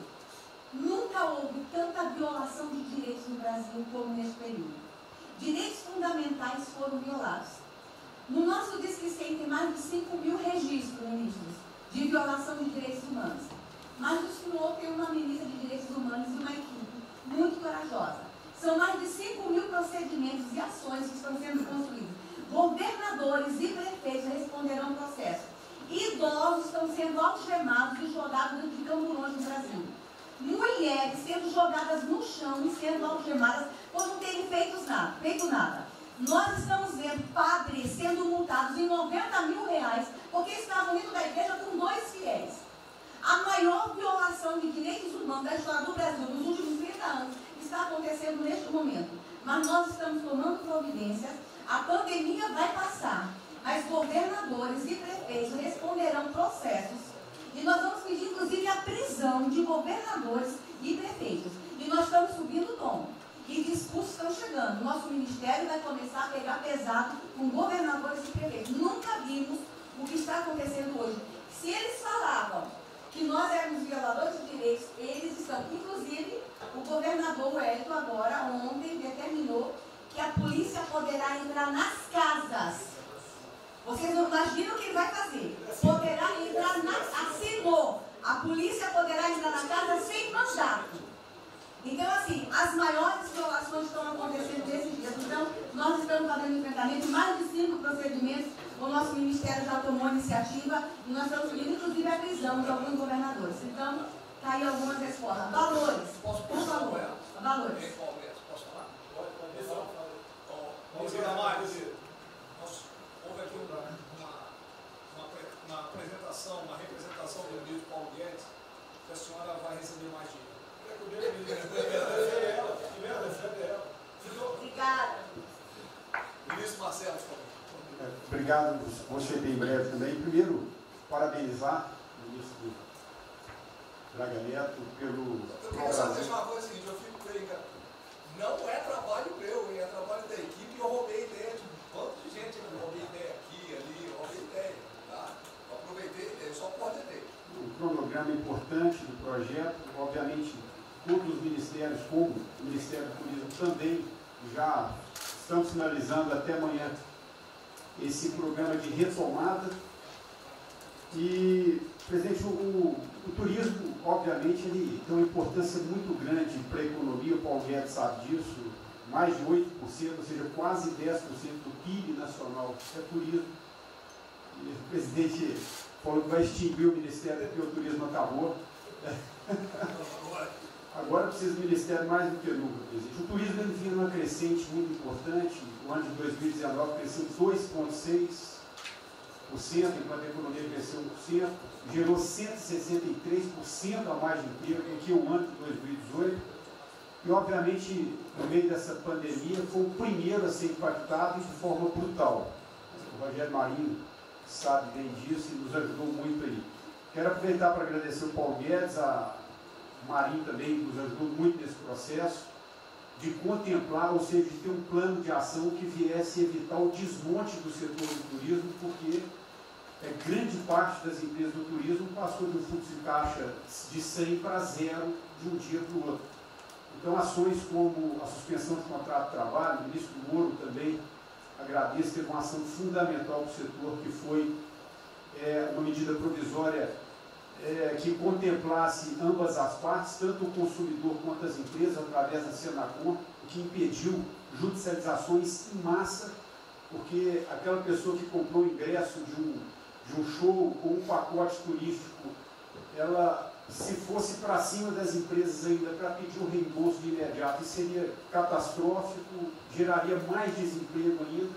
Essa medida provisória garantiu que as empresas pudessem ter um fôlego, um prazo aí de até 12 meses para fazer esse reembolso. Um terceiro ponto foi a questão dos créditos, que está terminando de ser fechado junto ao BNDES. Agradeço muito aí também o Montesano, a Caixa Econômica também, o Pedro, o ministro Paulo Guedes, que o entrave maior estava na questão das garantias, mas a gente está conseguindo finalizar esse modelo de crédito para contemplar a todos, desde o meio ao micro, pequeno, médio, o grande empresário no Brasil do setor do turismo. O setor, presidente, ficou muito feliz, se sentindo contemplado com todas essas ações e medidas por parte do governo federal.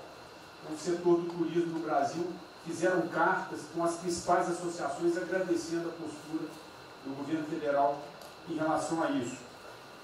Eu quero, presidente, falar um assunto aqui que talvez seja muito polêmico, mas eu acho que é importante esse debate nesse momento. Aí eu falo também para a ministra Damares, que eu sei que é uma pauta muito sensível também a ela, que é a questão, presidente, porque o Ministério do Turismo agora tem que ter um planejamento, um plano de atração de investimentos, que é o que gera emprego, renda, é o que ajuda, obviamente, a economia do Brasil. E para isso, presidente, eu acredito que é um momento propício nesse planejamento da retomada discutir os resorts integrados. Não é legalização de jogos, não é bingo, não é caça-níquel, são resorts integrados. Obviamente, presidente, uma pauta precisa ser construída, ainda mais estou olhando para um cara que veio para mim. A pauta precisa ser construída com as bancadas da Câmara, tanto a evangélica quanto a católica, mostrando ou desmistificando vários mitos que giram em torno disso. Não sei se o ministro Paulo Guedes concorda. Nós temos a possibilidade de atrair pelo menos 40 bilhões de dólares para o Brasil só de outorgas, de investimentos imediatos para essa pauta. Mas o que precisa ser feito, presidente, é realmente desmistificar a questão de evasão de divisas, de lavagem de dinheiro, de tráfico de drogas, e para isso eu sugeriria que nesse debate pudéssemos contar com o Ministério da Justiça, através da Polícia Federal, o Ministério Público na mesa, a Receita Federal, os órgãos de controle, mas obviamente, presidente, uma pauta que só levaremos para frente se a gente conseguir pacificar ou nos fazer entender pela bancada evangélica, pela bancada católica, para que não haja uma distorção na comunicação disso. Tem que ser um projeto muito bem feito, que eu acredito que pode ser, nesse processo da retomada, uma grande oportunidade para o Brasil atrair grandes complexos, dos quais apenas 3% são utilizados para os cassinos. E outra, isso não tem impacto diretamente nenhum na família dos trabalhadores brasileiros. Tá desbloqueado. Não, não é bem isso não. Eu vou ter que começar a desmistificar para dar mais, gente. Eu estou vendo isso. Então, presidente, aqui, não estou dizendo que a gente tem que colocar isso como um projeto de governo, obviamente, mas abrir esse debate em torno dos resorts integrados. E para finalizar, presidente, o ministro Nelson, prazer estar aqui com a sua primeira vez, a gente fez um projeto muito bem elaborado, né, dentro do comitê de operações, que visa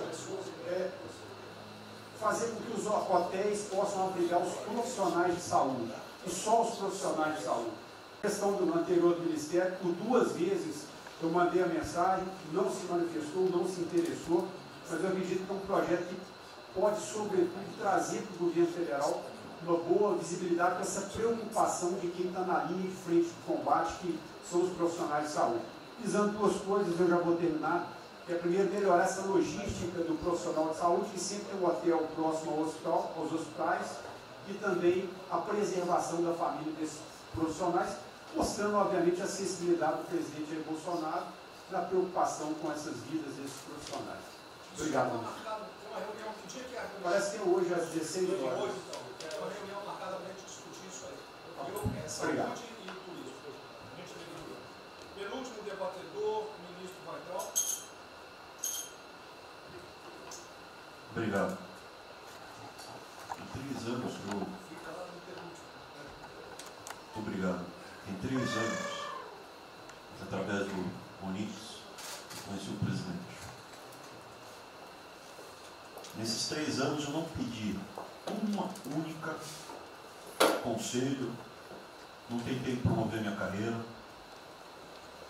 me ferrei na física, ameaça de morte, na universidade, e o que me fez, naquele momento, embarcar junto, era a luta pela liberdade. Eu não quero ser escravo nesse país, e acabar com essa porcaria que é Brasília. Isso aqui é um campo de corrupção, de privilégio. Eu tinha uma visão extremamente negativa de Brasília. Brasília é muito pior do que eu podia imaginar. As pessoas aqui perdem a percepção, a empatia, a relação com o povo. Se sentem inexpugnáveis. Eu tive o privilégio de ver a mais da metade aqui desse time chegar. Eu fui secretário executivo do ministro Onix. Eu acho que a gente está perdendo um pouco desse espírito. A gente está perdendo a luta pela liberdade. É isso que o povo está gritando. Não está gritando para ter mais Estado, para ter mais projetos, para ter mais... O povo está gritando por liberdade. Ponto. Eu acho que é isso que a gente está perdendo. Está perdendo mesmo. O povo está querendo ver o que me trouxe até aqui. Eu, por mim, botava esses vagabundos todos na cadeia. Começando no STF. E é isso que me choca. É só isso, presidente. Eu realmente acho que toda essa discussão de vamos fazer isso, vamos fazer aquilo, eu vi muitos ministros que chegaram, foram embora. Eu percebo que tem muita gente com agenda própria. Eu percebo que tem, assim, tem um jogo que é jogado aqui, mas eu não vim para jogar o jogo. Eu vim aqui para lutar. E eu luto e me ferro. Eu estou com um monte de processo aqui no Comitê de Ética da Presidência. Eu sou o único que levou processo. É um absurdo o que está acontecendo aqui no Brasil. A gente está conversando com quem a gente tinha que lutar. A gente não está sendo duro bastante contra os privilégios, contra o tamanho do Estado. E eu realmente estou aqui de peito aberto, como vocês sabem disso. Levo tiro, odeio o Partido Comunista. Ele está querendo transformar a gente numa colônia. Esse país não é. Odeio o termo povos indígenas, odeio esse termo, odeio. Povos ciganos, só tem um povo nesse país. Quer, não quer ser ré. É povo brasileiro, só tem um povo. Pode ser preto, pode ser branco, pode ser japonês, pode ser descendente de índio, mas tem que ser brasileiro, pô. Acabar com esse negócio de povos e privilégios. Só pode ter um povo. Não pode ter ministro que acha que é melhor do que o povo, do que o cidadão. É um absurdo, a gente chegou até aqui. O senhor levou uma facada na barriga. Fez mais do que eu, levou uma facada. Mas eu também estou levando quantidade e estou correndo risco. E fico escutando esse monte de gente defendendo privilégio, teta. Entendeu? É isso. Negócio, empréstimos. A gente veio aqui para acabar com tudo isso, não para manter essa estrutura. E esse é o meu sentimento extremamente chateado que eu estou vendo. Essa oportunidade se perder. Eu sou, evidentemente, eu estou no grupo dos ministros que está mais ligado com a militância, evidente que eu era militante. Eu estava militando de peito aberto, continuo militando, do ponto de vista de carreira. Eu poderia ter tentado me dar bem. Não foi isso que eu fiz. Não foi isso que eu fiz. Sei que isso daqui é um palácio, existem intrigas palacianas, estou sendo muito franco. E a gente pode sim perder a liberdade, perder esse país. Ninguém vai se dar bem se a gente perder esse país. Quem vai se dar bem são pouquíssimas famílias. Pouquíssimas famílias. Não se iludam. Não se iludam. É isso. Deixa eu complementar aqui. O que o Ventral está falando, eu estou com 65 anos, a gente vai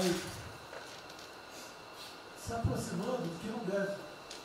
Eu já tenho me policiado tocante a isso daí.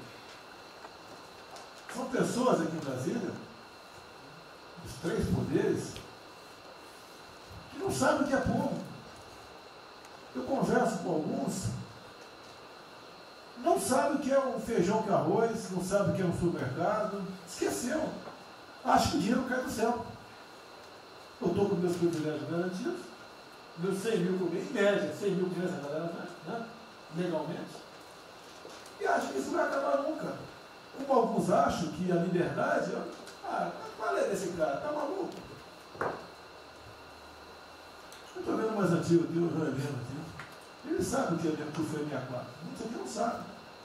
Essa cambada que tentou chegar no poder de 64, se tiver chegado, ele estava fudido todo mundo aqui. Cortando, ele estava felicíssimo cortando cana, ganhando $20 por mês. Não pode esquecer disso. Nós não podemos esquecer o que é esse povo. Eu vou convidar os ministros para domingo e passar a semana da Guadia. Convite, não é missão, não, convite. Para ver como é que está o cara na esquina. Para ver uns merda para falar aí, né? Uns merda de sempre. O cara rompeu o isolamento, está dando peça. Tem que fazer pro cacete, pô. Tá passando fome, tá na merda, pô. sentir o cheiro de povo. Como eu falei lá, é uma experiência para todo político sentir. E lá vem como é que está o negócio. Ou a gente tem que estar como se fosse, não, um general na retaguarda e deixar a tropa se encerrar na frente. Não, o general está na frente, o coronel está na frente, o capitão está na frente. Nós, heróis da Segunda Guerra Mundial, estiveram na frente do campo de batalha. Simples aqui, tenho certeza, nas Forças Armadas vão cumprir com o seu papel, mas nós temos que dar exemplo e mostrar que o Brasil não é. Eu sou mais educado que o Ventura, até me polir muito, o linguajar que ele usou, mas não é isso. Que o pessoal pinta por aí, se reunindo de madrugada, para lá, para cá, cima de informações. O meu funciona. O meu particular funciona. Os que tem oficialmente desinformam. E voltando ao tema, eu prefiro não ter informação do que ser desinformado por cima de informações que eu tenho. Então, pessoal, muitos vão poder sair do Brasil. Mas não quero sair, ver a minha irmã de Eldorado, outra de Cajati, o coitado do meu irmão, capitão do exército de Miracatu, se fuder, pô. Como é perseguido o tempo todo. É a bosta da Folha de São Paulo. Diz que meu irmão foi expulso de um açougue em Registro, que estava comprando carne sem máscara. Comprovou no papel, estava em São Paulo esse dia. O dono do restaurante, do açougue, falou que não estava lá. E fica por isso mesmo, isso aqui é problema dele. Né? Mas é putaria o tempo todo para me atingir, mexendo com a minha família. Já tentei trocar gente da segurança nossa no Rio de Janeiro, oficialmente, e não consegui. Isso acabou. Eu não vou esperar fuder minha família toda, de sacanagem, ou amigo meu, porque eu não posso trocar alguém da segurança na ponta da linha que pertence à estrutura. Vai trocar. Se não puder trocar, troca o chefe dele. Pode trocar o chefe dele? Troca o ministro. E ponto final. Não estamos aqui para brincadeira. Eu tenho um garoto aqui, com todo respeito, do BNDES. Eu conhecia, ele usava calção lá. Pode ver se Estados Unidos para cá, podia estar muito bem lá. Veio para cá, eu tentava mudar o Brasil com o vídeo do Paulo Guedes. E amigos dos pais dele, você conhece né, Paulo Guedes? Eu não lembro dos teus pais, não de você, tá certo? Mas alguém que está investindo aqui. E todos nós temos que pensar nisso. O que esses filhos de Maia querem, é a nossa liberdade. Olha, como é fácil pôr uma ditadura no Brasil, como é fácil. O povo não nem quer. Por isso que eu quero, de ministro da Justiça e ministro da Defesa, que o povo se arme. Que é a garantia que não vai ter um filho da puta aparecer para impor uma ditadura aqui. Que é fácil impor uma ditadura. Facílimo. Um bosta do prefeito, faz um bosta no mercado, algema e deixa todo mundo dentro de casa. Se eu tivesse armado, ia para a rua. E se eu fosse ditador, né, eu queria desarmar a população, como todos fizeram no passado, quando queriam, antes de impor a sua respeito da ditadura. Aí, que a demonstração nossa, eu peço ao Fernando e ao Moro, que por favor assine essa portaria hoje, que eu quero dar um puta do recado para esses bosta. Por que eu estou armando o povo? Porque eu não quero uma ditadura. E não dá para segurar mais. Não dá para segurar mais. Quem não aceitar as minhas bandeiras, Damares, família, Deus, Brasil, armamento, liberdade de expressão, livre mercado, quem não aceitar isso está no governo errado. Esperem para 22, né, o seu Álvaro Dias, espere o Alckmin, espere o Haddad, ou talvez o Lula, né? E vai ser feliz com eles, pô. No meu governo está errado. É escancarar a questão do armamento aqui. Eu quero todo mundo armado. Que o povo armado jamais será escravizado. E que cada um faça, exerça o seu papel, se exponha. Aqui eu já falei. Pede o ministério que for elogiado pela Folha e pelo Globo. Pelo antagonista. Tá? Então tem certos blogs que só tem notícia boa de ministro. Não sei como. O presidente é uma porrada, o ministro é elogiado. A gente vê por aí. O governo tá, o Ministério do Bem, apesar do presidente. É pra puta que eu pariu, porra.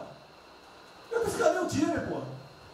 Trocamos time, espero trocar mais ninguém, espero. Mas nós temos que, na linha do Van Trump, de forma mais educada um pouquinho, se preocupar com isso. Que os caras querem é a nossa hemorroida, é a nossa liberdade. Isso é uma verdade. O que esses caras fizeram com o vírus, esse bosta desse governador de São Paulo, esse estrume do Rio de Janeiro, entre outros, é exatamente isso. Aproveitaram o vírus, está um bosta do prefeito lá de Manaus agora, abrindo cobras coletivas. Um bosta, que quem não conhece a história dele, procure conhecer, que eu conheci dentro da Câmara do meu lado. E nós sabemos que a ideologia dele e o que ele prega. E que ele sempre foi. O que está aproveitando agora, um clima desse, para levar o terror no Brasil. Então, pessoal, por favor, se preocupe, que é mais importante que a vida de cada um de vocês, que é a sua liberdade. Se não me preso, não vale porra nenhuma. Bom, presidente, esses valores, esses princípios, e o alerta aí vai entrar, é válido também, como sua evocação, é que realmente nós estamos todos aqui por esses valores. Estamos aqui por esses valores. Nós não podemos esquecer disso.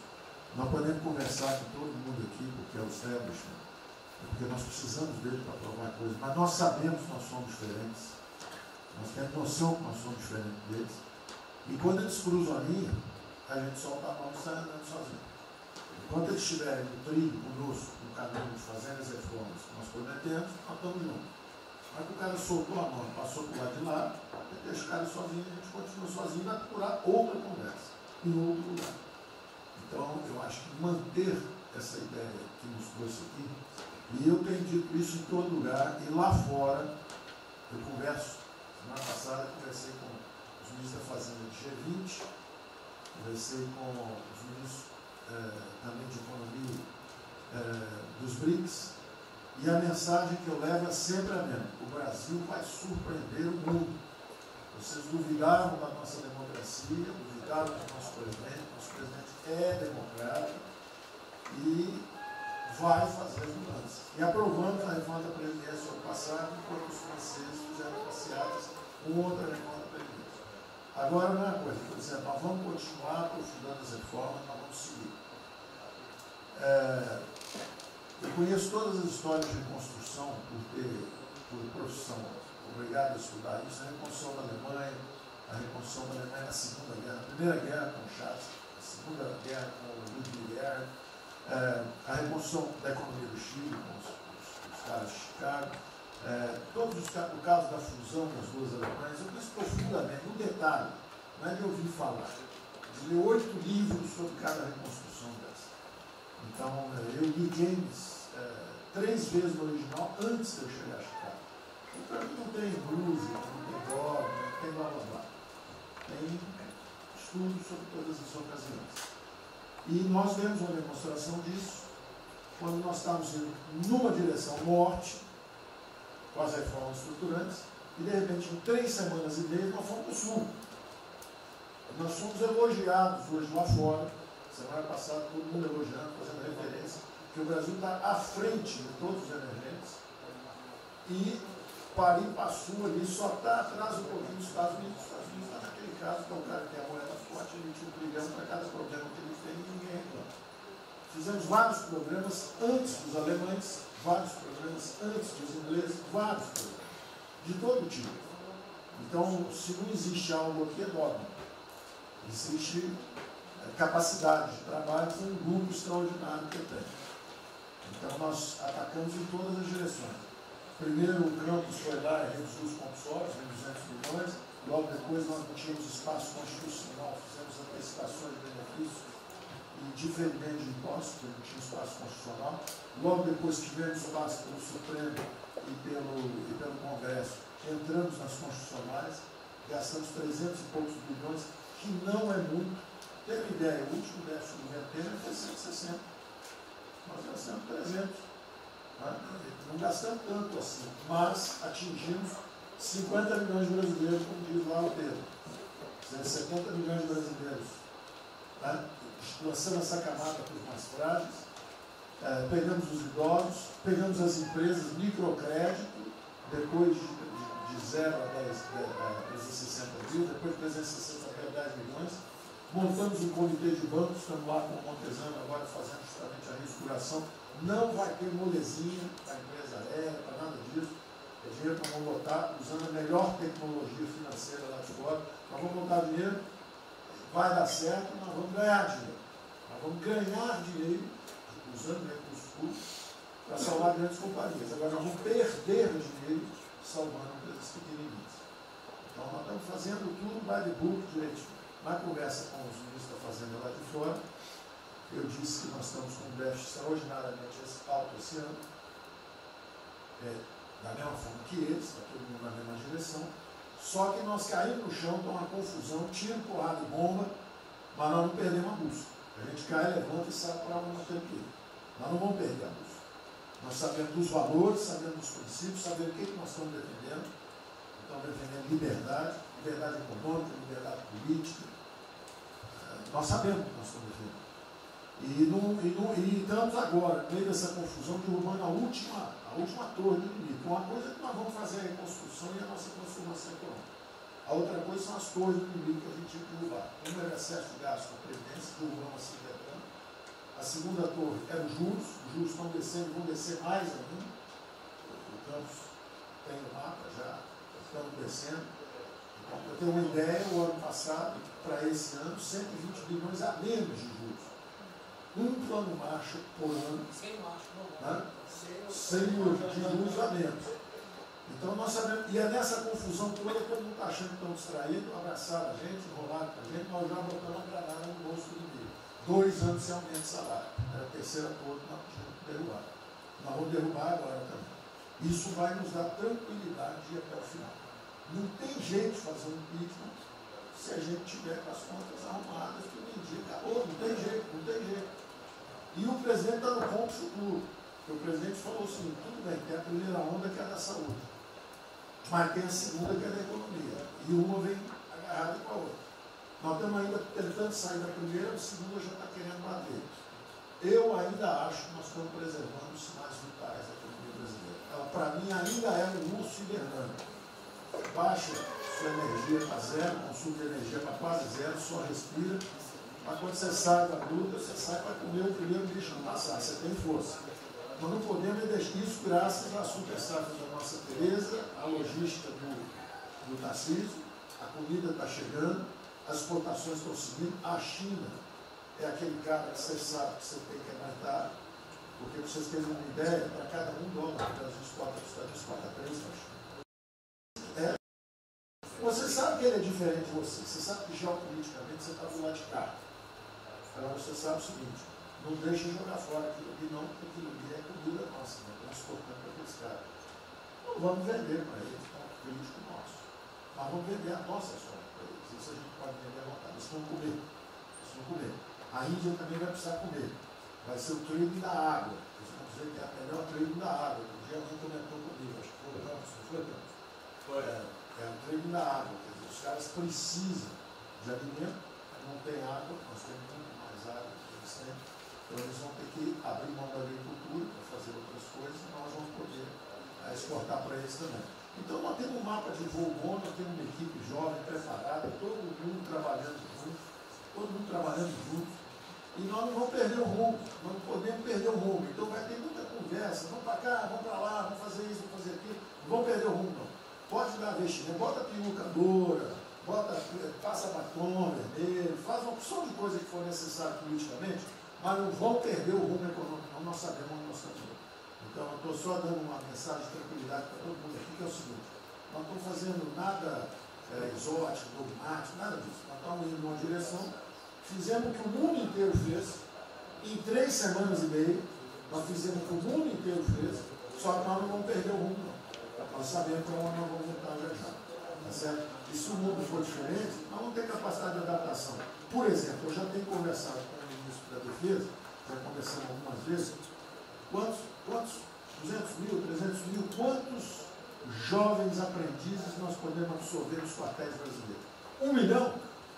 1 milhão a R$200, que é o Bolsa Família, R$300, o cara de manhã faz calistenia, aprende civil, organização social, como é que é o ASPB, organização social e política, né? Faz ginástica, canta o hino, bate continente, de tarde, aprende a ser um cidadão, aprende o cidadão, disciplina, usar o tempo construtivamente, voluntário para fazer estrada, para fazer isso aí.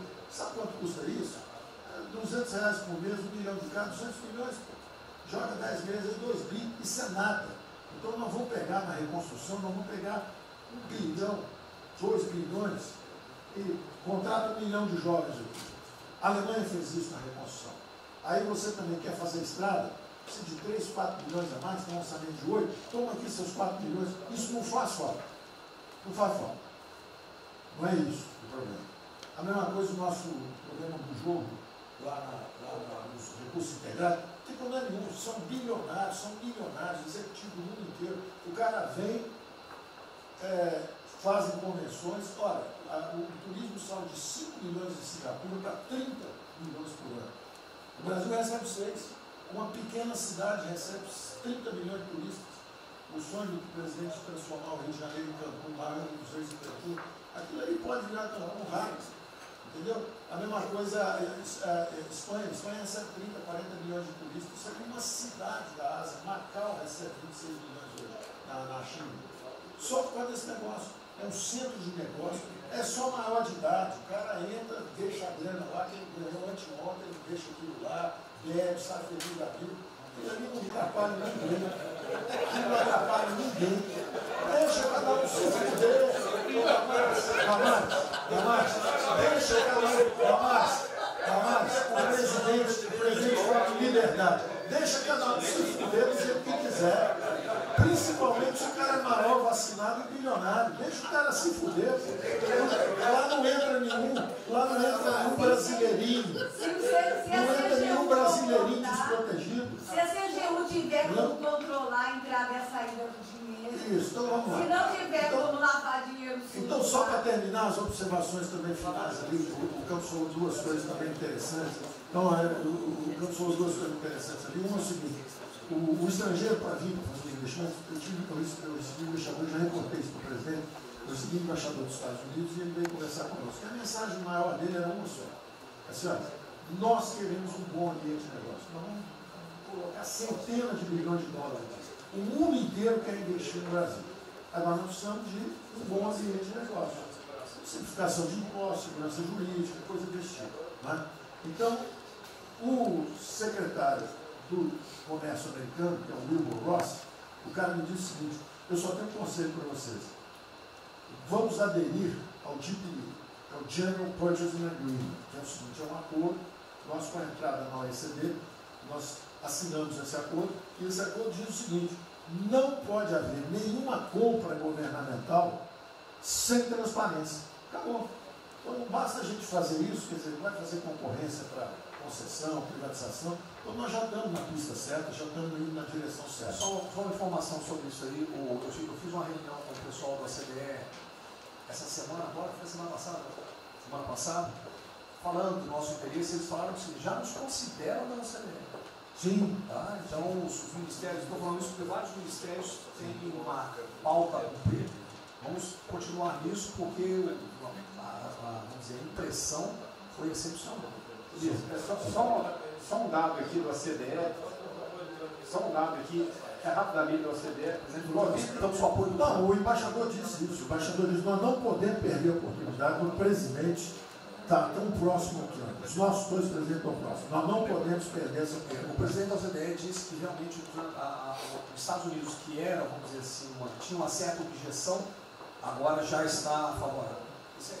Ministro, é só um dado: a OCDE, 90% dos países que hoje integram a OCDE já contam com os resorts integrados. Os outros 10% são muçulmanos. 88% tem um ensino domiciliar. Então a gente vai entrar com a MD hoje lá, tá? Homeschool. Ah, pronto, obrigada.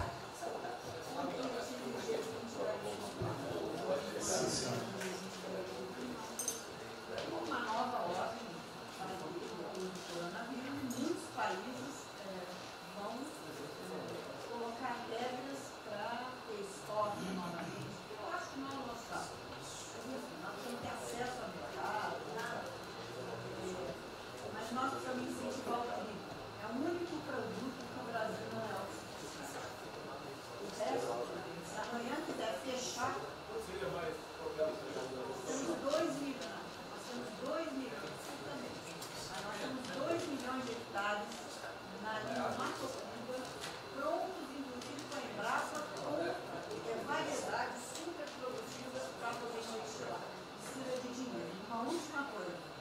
dinheiro que volta, financiamento, e não precisa rebaixar os juros. A agricultura não aguenta 9% de juros, é muito alto. Sobre o Brasil, não fala nada, não. O Banco do Brasil não está tudo em cobra.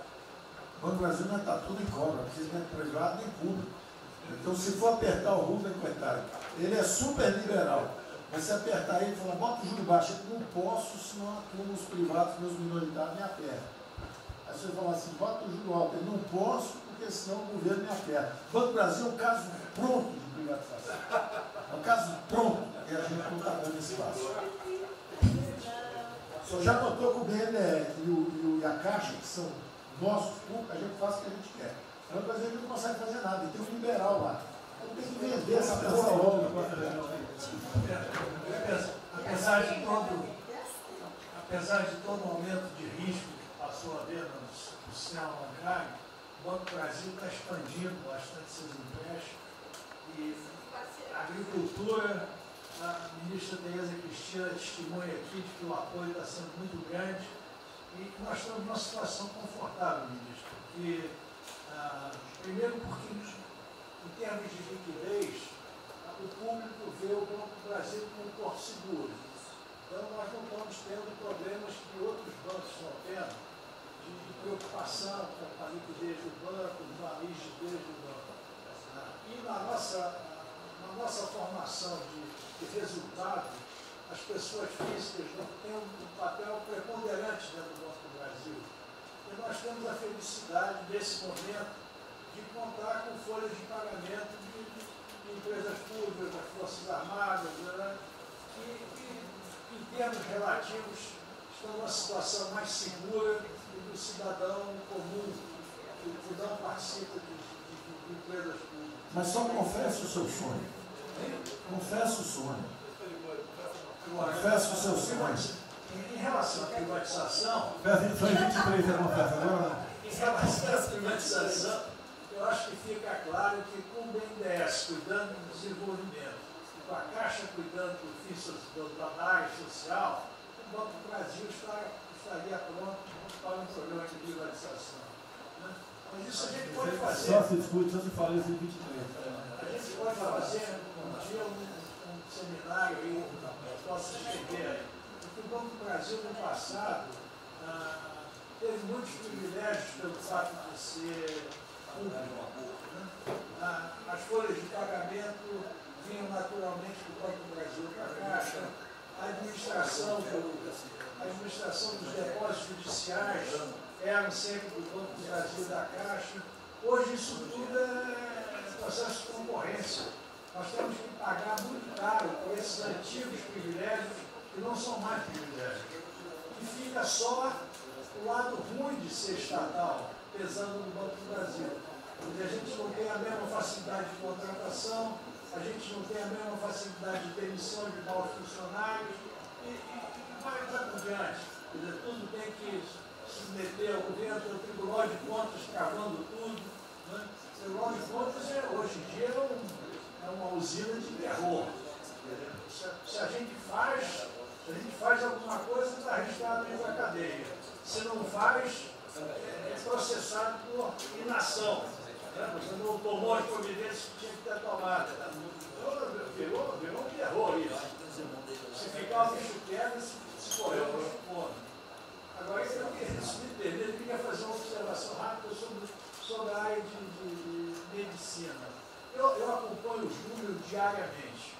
Eu vejo que os óbitos, eles chegaram diários, passaram de 200 durante alguns dias, 4, 5 dias, mais de 200 pessoas sendo mortas. De uns 4, 5 dias para cá, esses óbitos caíram bastante, já não chegam mais na casa dos 200. A minha sensação, de quem não é especialista no negócio, mas que observa os números, é que o tal do pico, o tal famoso pico, que gerava tantas preocupações, a minha sensação é que esse pico já passou. Né? Agora... É que o senhor não viu o número que nós mostramos assim agora, mas isso é outra história. Senhores, sem querer cortar, muito obrigado a todos, porque senão não teria.